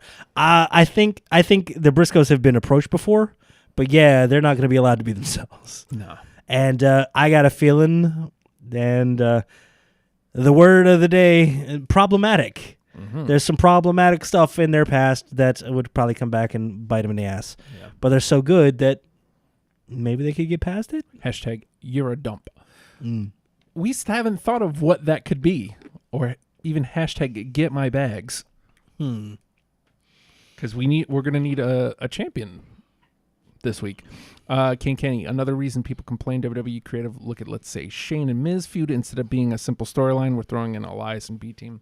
It is curious. I don't want to delve too far into that, but yeah, like it's adding unnecessary layers. Yeah, well, I want a tapestry of story, but Elias is weirdly feuding with Roman, but then Roman's fighting Drew, but then Miz is attacking Roman as well. Or not, Shane is attacking Roman as well, and then Miz is somehow involved, and then the B Team shows up, and it's like there's simple storytelling, and then it starts getting convoluted, and there's having interplay that if you're gonna have the tag team matches, but justify them. Trying to get there with it, but nah, it just seemed like why the hell are they there? All right. I don't want that. I want somebody to have a reason to show up. What's Elias's reason for showing up? I don't know. To beat up Roman. That was his reason. But why is he playing with the Miz? And why is Shane involved with Roman at all? Because Roman punched his dad in the face. I guess. I mean, that's the reason. Yeah. Okay. That's so now you're splitting one character 3 different ways. And then I don't care, and then they're involved in every single storyline, and I care even less. And that's when you get saturated on an individual. Keep him contained, keep it simple, keep it light, let the character be deep. It is what it is. I don't get that whole storyline at all. It is what it is. It is what it is. But do you know who I am? I want to bring it back to that because you brought up Bully Ray. Relatively recently, so this would have been before the MSG show. He was on Jericho's pod, and I finally got a chance to listen to it today. Ooh. First of all, I love me some Bully Ray. I love the character, and I love the guy. I really wish we could have got Bully Ray in WWE. I know. He actually told the story of why that didn't happen. Oh. He actually sold Vince on the story. Like, Vince was in. He was going to get to do the Bully Ray character, but to be a star, he was like, I've got this thing, be a star. I can't have a guy with the name Bully. I mean, he's like, well, he gets his comeuppance, and Vince is like, yeah, but by the time we get there, I've got so much bad publicity. I mean, he's right. He's not wrong. I mean, people do it now. Anytime there's a bully character for like a week. Oh, there's a guy bullying, be a star, but he's got bad guys being bullies. Yeah, they usually always get their comeuppance. On a long enough timetable, the heroes roll back over the horizon and come back up, or you turn heel and go another way and eventually get a comeuppance. And then people roll over constantly. It's a developing storyline. Dude, if you want all of your fictional, very important word, fictional works to have no antagonists, it's going to be really boring. Yeah. But anyway, I mean, so that's what happened. He couldn't use that name, and as a result, that kind of killed the whole thing? Ultimately. I mean, there's a little bit other layers to it, but ultimately that was it. So, but first of all, like, he's a tremendous businessman that I love listening to. Because everything he's saying about, what I'm going to do A, B, or C has a reason, and it's well thought out. Mm-hmm. And, you know, I don't want to do this. I don't want to be Bubba Ray anymore. Like, I don't think we can do this anymore. And, you know, I don't know, man. I just really enjoyed listening to him bounce back and forth with Jericho. Mm-hmm. But he brings it to ROH. When you think about AEW, Uh-oh. right? Okay. When you think about AEW, who do you think are the fans of AEW? Bounty Hunter says, Bully is so funny, especially on Busted Open. I really actually kind of want to start listening to Busted Open because I think I would enjoy it. Mm-hmm. Who do you think are the fans that AEW is targeting? That product. The passionate, participatory individuals. Mm-hmm. The people that are going to bang on the guardrails and say, you're going to get your effing head kicked in. Oh. And who do you think they, up until, I don't know, a month ago, who was there, the cool place? What was the cool promotion to watch for them? The people who are going to bang on the side. Who was that fan base? R-O, Huh. R-O. Yeah. You think this is where it's going? I think ROH is Has that been the done lead-in? for. If they don't make some changes. They are going to lose to AEW. Everybody's making this big deal out of, AEW's coming for WWE. No, they're not. They're trying, they've said a million times, they want to be an alternative to WWE. Mm-hmm. That is their mission statement. We're going to be an alternative. Who's been the most steadfast alternative to WWE for the past 17 years? It's been ROH. Who has been stale? As of late, it's been ROH. They lost their AEW guys. Mm-hmm. The guys who created AEW, created their own promotion. Or the guys they would borrow from New Japan are now mostly the non-Japanese wrestlers they would borrow from New Japan are mostly all going to AEW. Yeah. What's up? Bounty, it's great. You have Bully, Mark Henry, and Tommy Dreamer. So much better than the Wrestling Observer show. You know, maybe I'll make the dive. Tommy. Tommy. Stop it. Tommy, I didn't mean to start you up. Oh. Tommy Twitch. What about Impact 2? Well, Impact is just now becoming an alternative. They were WWE Light. That was the problem with TNA. And that's why it was steadily drowning. Oh man, it's like they put a bag over their head too when they were the Global Force and sorry Jeff Jarrett, but that yeah,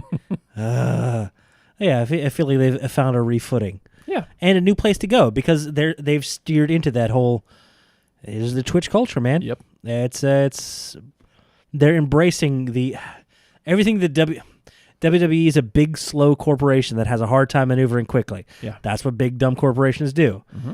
They do things like say, hey, we're going to invest in tout because we're going to get into the social media thing, guys. And then it fails miserably and it goes away. Meanwhile, you've got other organizations that are like, well, I mean, our TV's dried up. We got to try something. Let's try the new thing. Hey, it's working. Cool. Yeah. And they're able to move agilely because if they don't, they die. Yes, it's true. But I mean, I would say Impact's no longer on life support, but they're not in danger anymore either. Like, I think they've moved far enough away from being WWE Light that it's not a problem. I don't think Impact is AEW. I don't think those viewing audiences are 100% the same. I think there's a place for people to like Impact and like AEW, whereas AEW is directly gunning for ROH's audience. Like it is one in the same. You think so? I mean, yes, 100%. Because we haven't had much product yet. You just going mostly by the talents or the way they've kind of presented themselves, or a little column A, a little column B. From everything you've seen so far. Everything I've seen so far, yes. And the things that they're saying that AEW will be, like, wins and losses will matter. Mm-hmm. Bully even said this, that what ROH needs is more Bully Rays. And, maybe that sounds egotistical on his part, but he's right. You need... In what sense? Well, he even said, some vets, some vets with some weight to their names, like a Jericho. Mm-hmm. Somebody that, because you even pointed out, it's a lot of young dudes. Yeah. Who are they learning from? People who've basically just been rubbing each other for years. Mm-hmm. Who are the top of the card guys going to get the rub off of right now? If they're all... That's why Lethal is stale. Who has Lethal worked with lately that can elevate him? Mm-hmm. He's just been elevating other people. Mm-hmm. There's no one there to elevate him.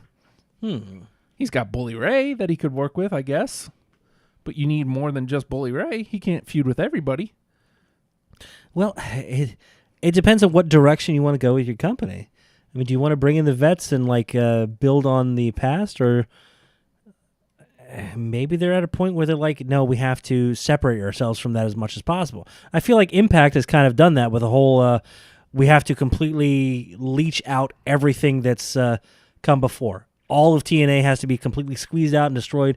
We have to be almost dead, and then we can rebuild from scratch with homegrown talent, indie people that we want to put the time and money into, and fostering a good environment for these people to thrive and create and be silly when necessary, be serious when possible, and not be too.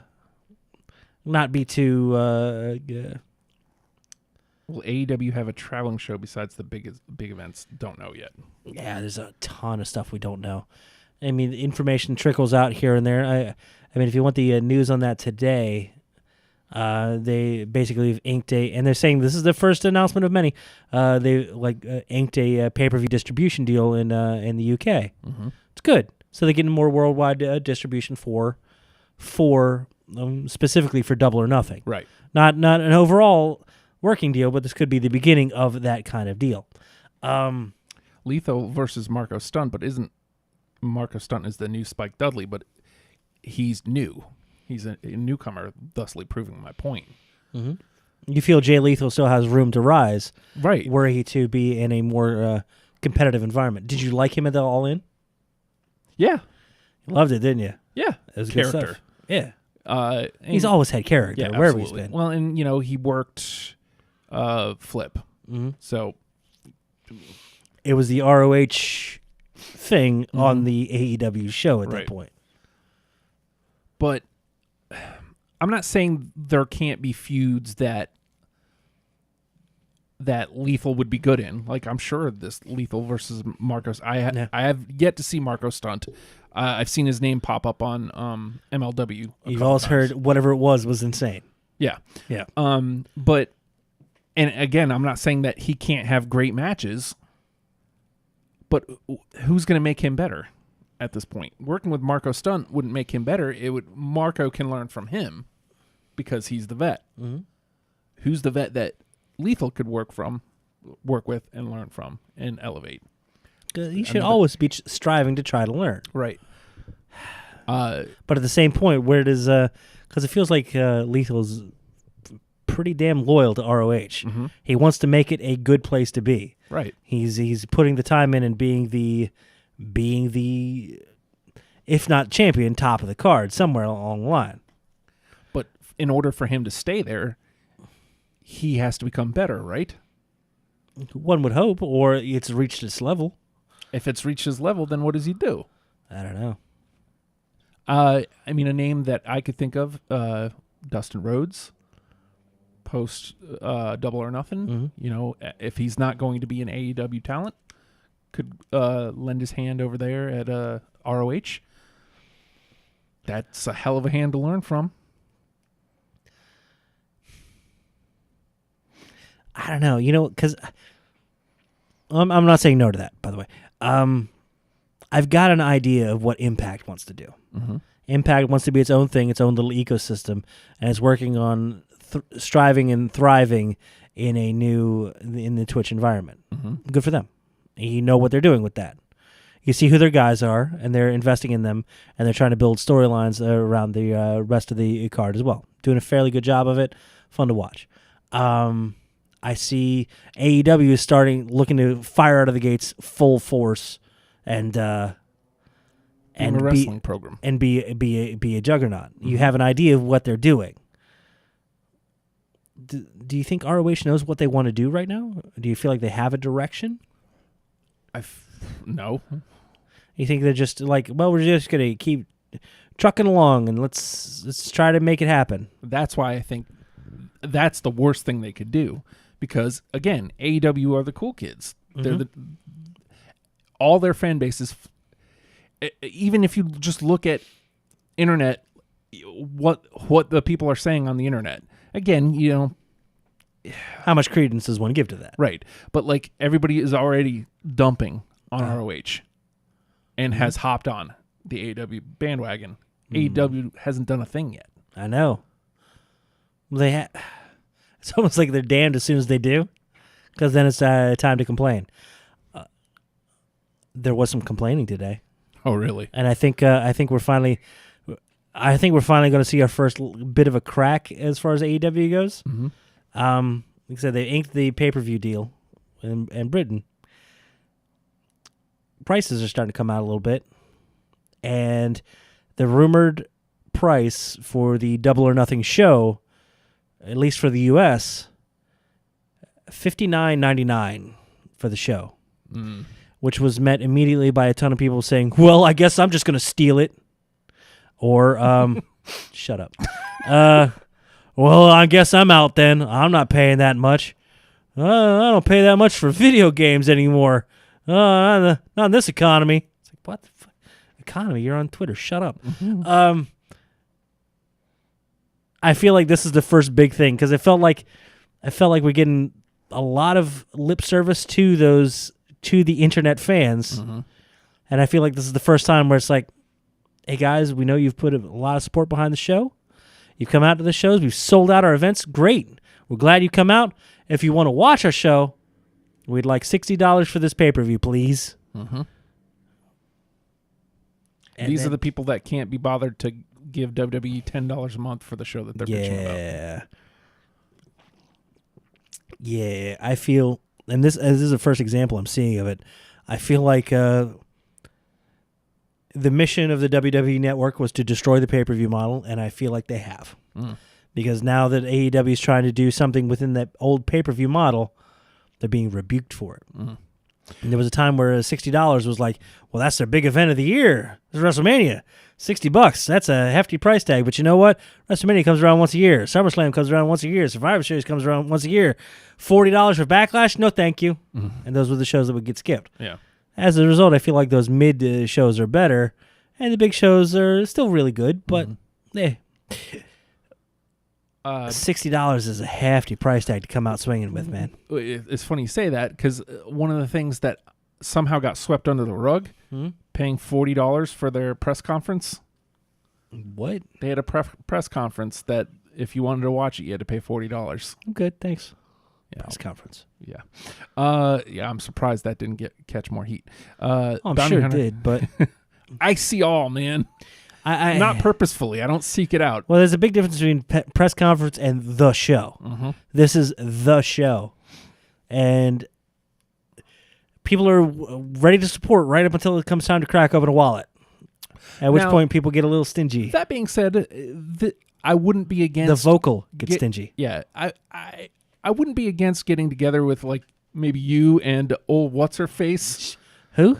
Jenny Zell, champion, the current WrestlePals champion.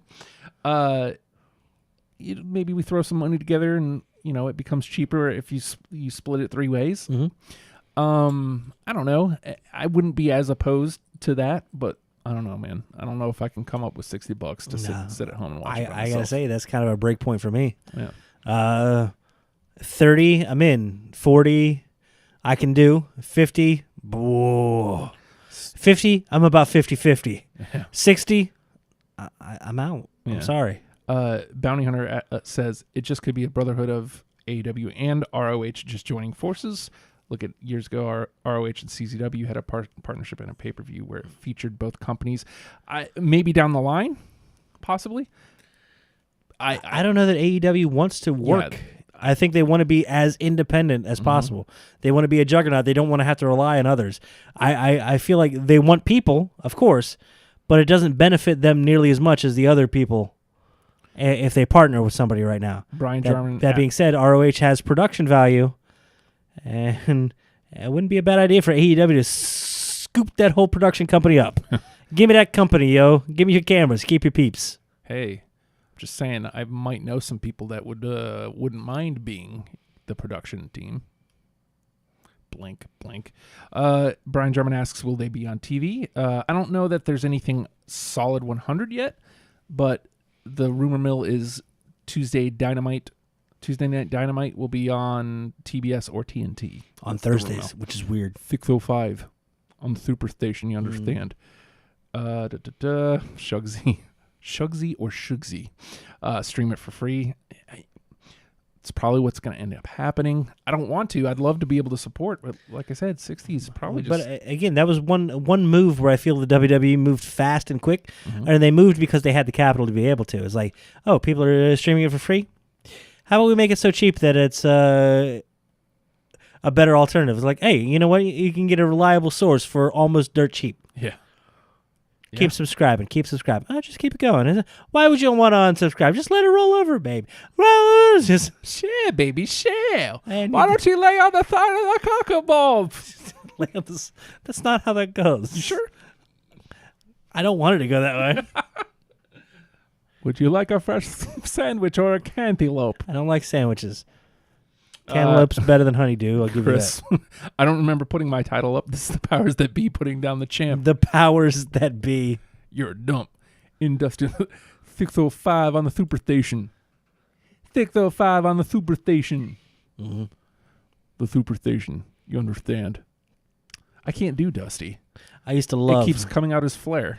I used to love tuning in at 605. 605 on the Superstation. It was weirdly brilliant because it always stuck. Cripes. And I was stuck. That's not a word either. It always stuck out because it was different and weird. It was like, hey, the first commercial break over there. Tune in. We're just getting started. We're a little late, but it's fine. Come on over. But then it would be a Braves game, and I'd be like, get out of here. 605 on the Superstation. You understand? Who's Greg Maddox ever beat?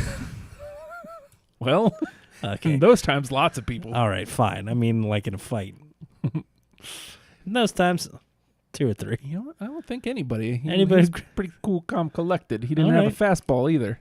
That's why he was able to pitch for so long.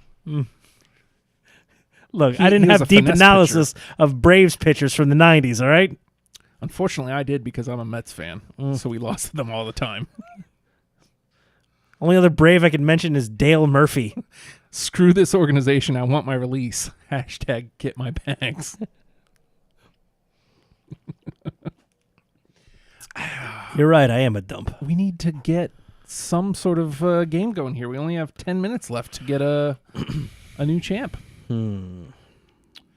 mean, we don't have to go with hashtag you're a dump or hashtag get my bags. It was just something that I came up with on the way over. Because it's fun. Yeah. But what would it be? Oh, no. What did we talk about today so far? We talked about Lars being a dump, Leo kind of being a dump. But I don't want racist tweets. Keep those out of here. Please don't.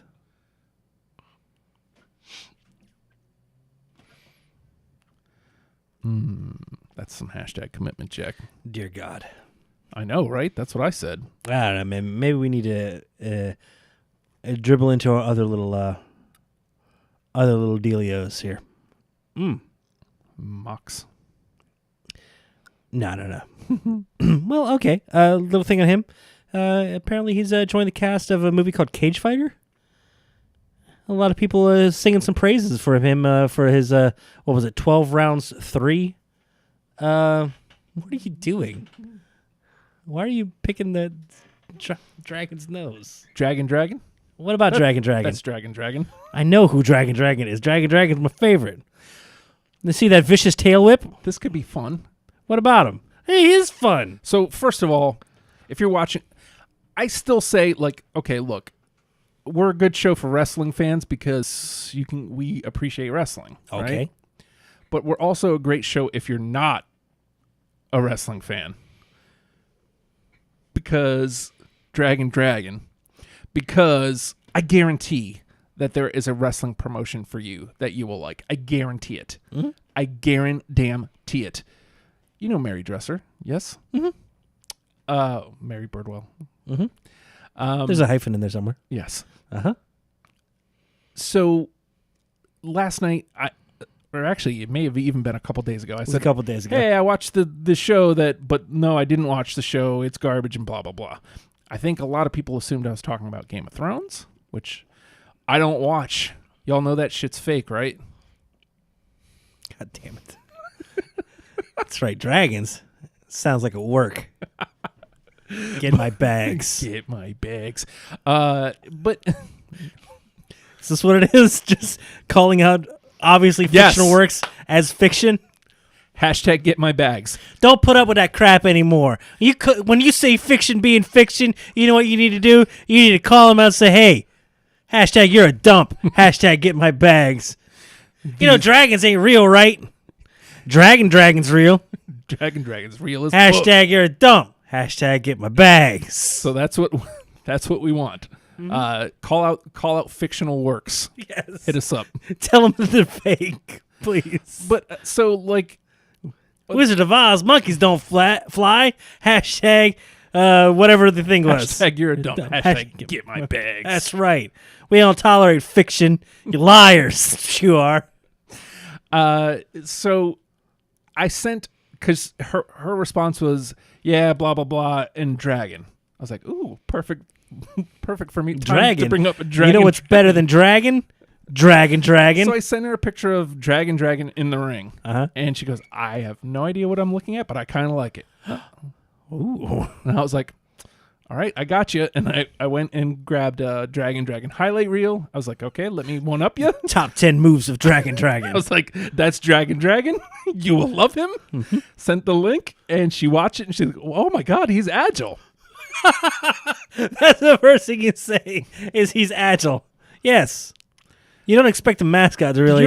Did you ever see the death of Yes. Dragon? Very upsetting. Was it Oleg that did it? Yes. Oleg, the usurper. I don't know if you know this is absolutely real. He's a Viking warrior of some sort, probably. I don't know. That's real. That's real, damn it. And his finishing thing is like a discus clothesline called Off With Their Head. Mm-hmm. And he removed the head of Dragon, killing him instantly. Like there's a couple times where it comes off. He just grabs it so quickly. And pulls somebody took off his head. Somebody's getting fired. Somebody's getting fired. That vicious, they have the standoff and he does that vicious tail whip. Mm-hmm. Fantastic. The greatest submission of all time. He gets put in it was the STF, but it was with the tail instead of his leg. Terrible. Chris Witt opened a Starbucks in Winterfell. Hashtag you're a dump. Hashtag get my bags. You're a dump. You're a dump. Get my bags. Chikara being one of those, like I feel like anybody who has kind of been on the outside looking in on wrestling, like again, I sent Dragon. Mm-hmm. I guarantee you, if she was to watch an episode of Chikara, she'd be like, "Oh my God, this is kind of cool. Well, this is stupid. I like it. It's real. As real as the Viking Raider. Those guys are real, man." Mm-hmm. Absolutely. They have a boat, probably. But I mean, at one point before Jenny got into wrestling, I had pointed out that she might like Lucha Vavoom. Mm-hmm. Because it's kind of it's weirdly burlesque plus lucha. Yeah, it kind of works. You could put wrestling with anything, and it's fantastic. The two I always point everybody to, Chikara is going to be an all-time favorite. Always has a soft spot in my heart. And then It comes and it goes, and you never know when it's going to show up. Kaiju Big Battle. God, I want to go to a kaiju show. I so know, bad. right? But it's like, hey, we're announcing it like 4 days out, and it's in like Connecticut. It's on a pier in Boston, but not really. It's on the outskirts. It's in the water. It's in international waters, so we could do this shit legally. Mm-hmm. It's like monster fights. Cool. Bounty Hunter. There are only 3 dragons: Ricky the Dragon, Mm-hmm. Ultimo Dragon, Super Dragon. I didn't Dragon. want to clap. And Dragon. And of course, Dragon. So that's 4. That's 4. Mm-hmm. Super Dragon. Did you see that? Have you seen that clip? The annoying fan. This is always an annoying fan, Justin. So We can go to the local indies and it's going, one more time. Shut up. Yeah. Super Dragon was having a match, and there was a guy chanting for Super Dragon that same way. And when the chant dies down, he's still doing it by himself. Super Dragon. And eventually, Super Dragon jumps out of the ring and goes to fuck him. Sometimes it's not the heroes you want, but sometimes the heroes The heroes you need. Mm-hmm. That's Dragon. dead. Unfortunately. May he rest in peace. I just burped salmon onto the mic. You had salmon today, too? Yeah. We had salmon for dinner. It's cool. It's good, right? It's like way better than, things. You don't think that's weird at all? What? The fact that we have salmon together? We didn't have salmon together. That's what I'm saying. What? Hashtag commitment. Why is that weird? It's not weird. It's not weird at all. I had no choice. It just showed up and there was salmon, and I just enjoyed it, and I was thankful for it. See, Bounty Hunter's seen it. Super Dragon beat the out of that guy. Oh, my God, Liv. My favorite beating up a fan thing was always going to be the La Parka one, where the dude's like they're fighting out in the crowd, and La Parka is get pushed down into a chair, and the dude tries to pull the mask off of him. And La Parka just turns around and just punches him right in the face, clean on the nose, just killing the dude instantly. It's amazing. Hey, Nathan. Shut up. Apparently, we were talking about Godzilla on Dortret, too. At the same time. Weird how he keeps coming up and down and up and down and up and down and up and down. Glacier signed to AEW. You're a dump. Get my bags. Did you, speaking of Glacier, have you seen Jericho's? So I guess they're working towards Jericho and Cody.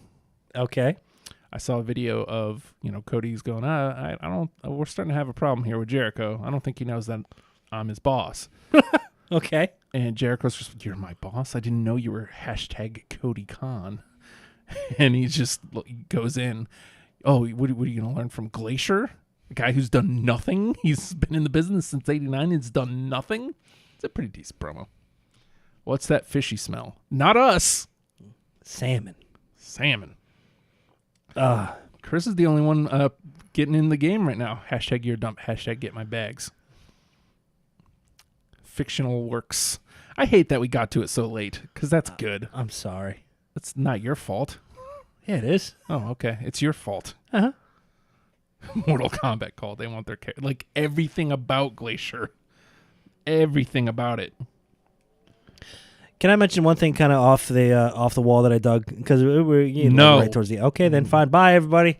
See you on the other thing with the stuff. Bye. No? Okay. Something that WWE did. We didn't focus a whole lot on WWE. We focused on individuals and outside things. Promos. Promo, if you understand. There's a whole lot of looking into the camera and addressing the opponent directly in the camera. Yeah, go ahead. And hot damn, I absolutely loved it. Mm-hmm. Kofi talking directly in the camera. Daniel Bryan talking directly into the camera. Things like that. I've missed that. I've hated the, oh, hey, you're the interviewer? Well, I'm going to talk to you about the thing with that other person. I'm going through you as a medium to talk about them, to them, but not to them directly, but to you. And then I'm going to walk away angrily, and you're going to stare wistfully after me for far too long. Goodbye. All this time, this picture still makes me horny. I mean, it makes me wistful. All right. But they were directly engaging with the camera. And I've never felt more connected to their characters than when they were talking to the camera. That's been a no-no. You do not do that. Yeah. Do you get the feeling that Kofi's basically going out there and being like, F you, JR? Because he's been great. And I tell you this. Kofi's been I was worried when Big E went out. I was like, I don't know if Kofi can do this on his own. But he's stepped up more and more every week, and this week was great. Dude, if he continues at this pace, and I'm being dead serious, Kofi is going to enter my top WWE champions list of all time. Because he's delivered promo-wise. He hasn't changed the character. Like, everything about him is still the same.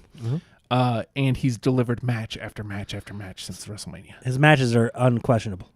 Hello, R. Loden. How are you? Goodbye. Yeah, well, sorry. We are about to dip out of here, so sorry you're hopping in late. But seriously, though, if he wins at Money, if he retains at Money in the Bank, and he gets to have even just another month of like just top-notch matches, he seriously is going to be one of my favorite champions of all time. I was worried when Big E went out. No thanks. Shut up, phone. I was really worried. And he's assuaged all of those fears. Yep. He's good and he can carry it on. And he's engaging with whoever he's with. Yep. And he's never felt... It's almost like it clicked at the right time when it was like, hey, man, you don't have to be like a character. You can be you, but turn it up because the more you we get, the more we love it. Turn it up. No, don't do that. The more Kofi we get, the better it is, and we're getting full Kofi, and it's we got the WrestleMania rematch with Bryan on Raw was outstanding. It was and definitive. Yeah, and then we got a triple threat with Sami Zayn and AJ Styles on SmackDown. Somehow, Sami Zayn erasing the literal garbage that happened to him on Monday. Showing up and being a real jerk and then wrestling. It was awesome. Yeah. It was awesome. Nice to have him in a ring. I know. Jesus. Right? Well, I mean, that's one of the things I've liked about it is that I hate what he's doing. Like, I want to see him wrestle, which is great. It's so real. It's so real. Nate actually liked my tweet. # you're a dump. # get my bags. Yeah, that's definitely... What's wrong with that's that? fictional. Oh, I think I liked one. I forgot what it was, but I liked it. I saw it. I was like... That's a work of fiction. Nathan's not on Twitter. Nathan has a Facebook? By the way, guys, I think I scared Nathan off of Facebook. What? How? You're welcome. Oh, for Christ's sake. Let's do voiceover for that next week, eh? Okay. I think I have to remove James now from the tag list because he said the magic words. I'm not going to say what they are to get out of the tagging. What are the magic words? I'm not going to say. Good match with Bryan. Agreed. I think we need to, because we're right at, somehow, yet again. Yeah. I know I got something in here, but I don't remember what it was. I've blown all my one things. Okay, well. No, I got one more if need be. There's 3 here that we can dive into. Hit me. So, first things first, we'll just briefly blow on this, but I kind of want to go. MCW, June 1st, Shawn Spears and Gorillas of Destiny are going to be there. It's in Chopa, Maryland. Jericho is wrestling Okada, June the 9th. With who and where? New Japan. What's that one called? It's where he won the Intercontinental Championship last year. Same show, for some reason, escaping me. And also, June the 1st, NXT TakeOver taking place in Bridgeport, Connecticut. Yeah. It's completely separate from, I mean, it's not a big 4 date, is it? Nope. It's on its own. It's on its own. They going to give it the Saturday night spot? Let's see, June the 1st, I believe, is on a Saturday. Wait, I would hope so. Or a Sunday. No, you know what? I think it is a Saturday because I think the 7th is a Friday because the 7th is the day of the Saudi show. Yeah, the 1st is a Saturday. It's going to be a Saturday night. There we go. Good, man. Hey, take that spot. Take that spot. That's NXT pay-per-view night. I want to I either want to go to that MCW show or I want to figure out a way to go to TakeOver. I'd like to go to one or the other. It'd be kind of great. This guy over here. Well, I work Saturdays. Thanks, man. Brian. All right.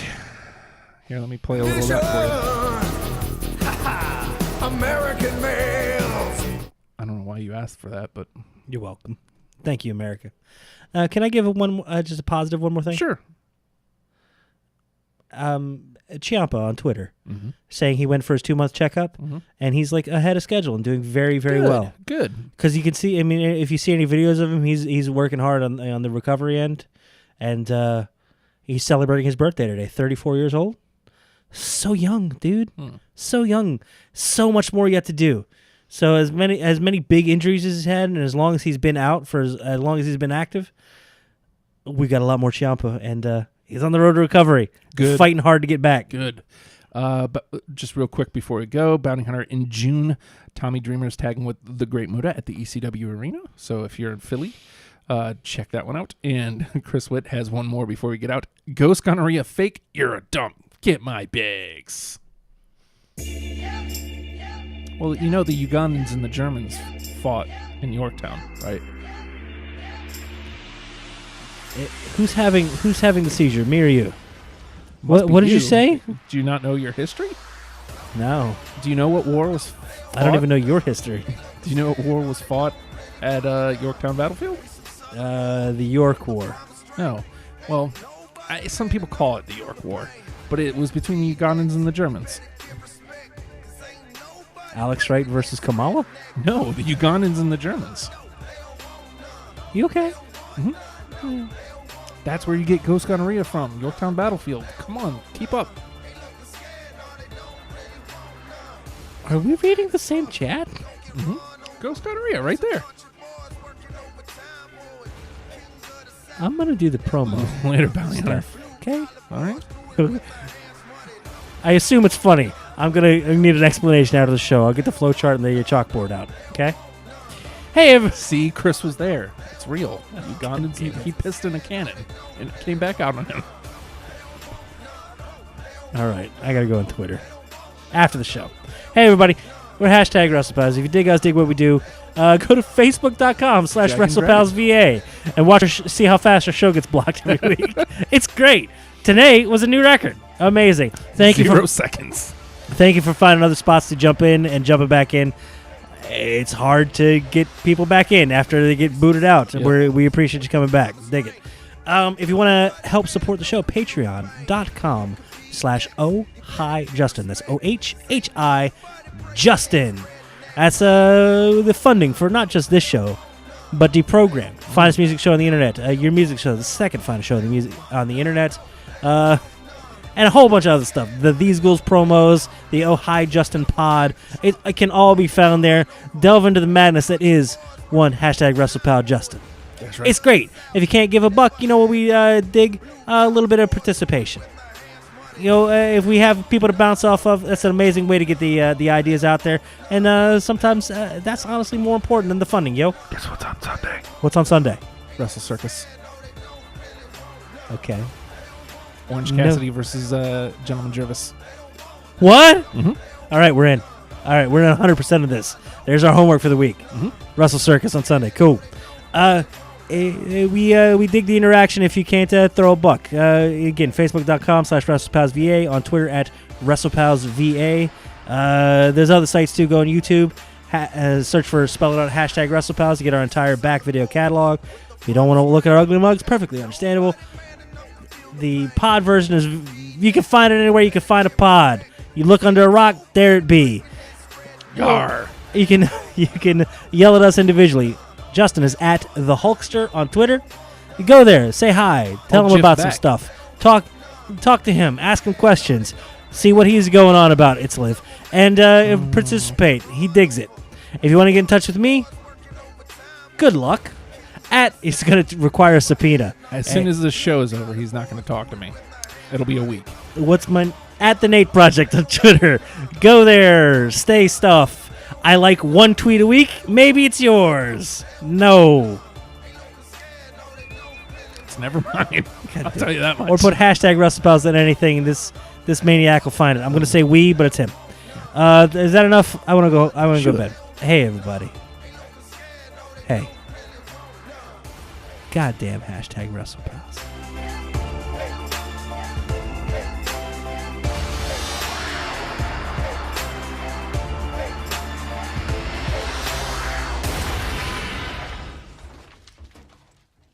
I lost my keys and my little dog is bone. So I pick him up and I'm gonna carry home. But he a mean dog, bit me in the spare rib. And I'm take him home, put him in the baby crib. Yeah, I don't know the words, AJ Styles. You know what you are? You're phenomenal. Phenomenal.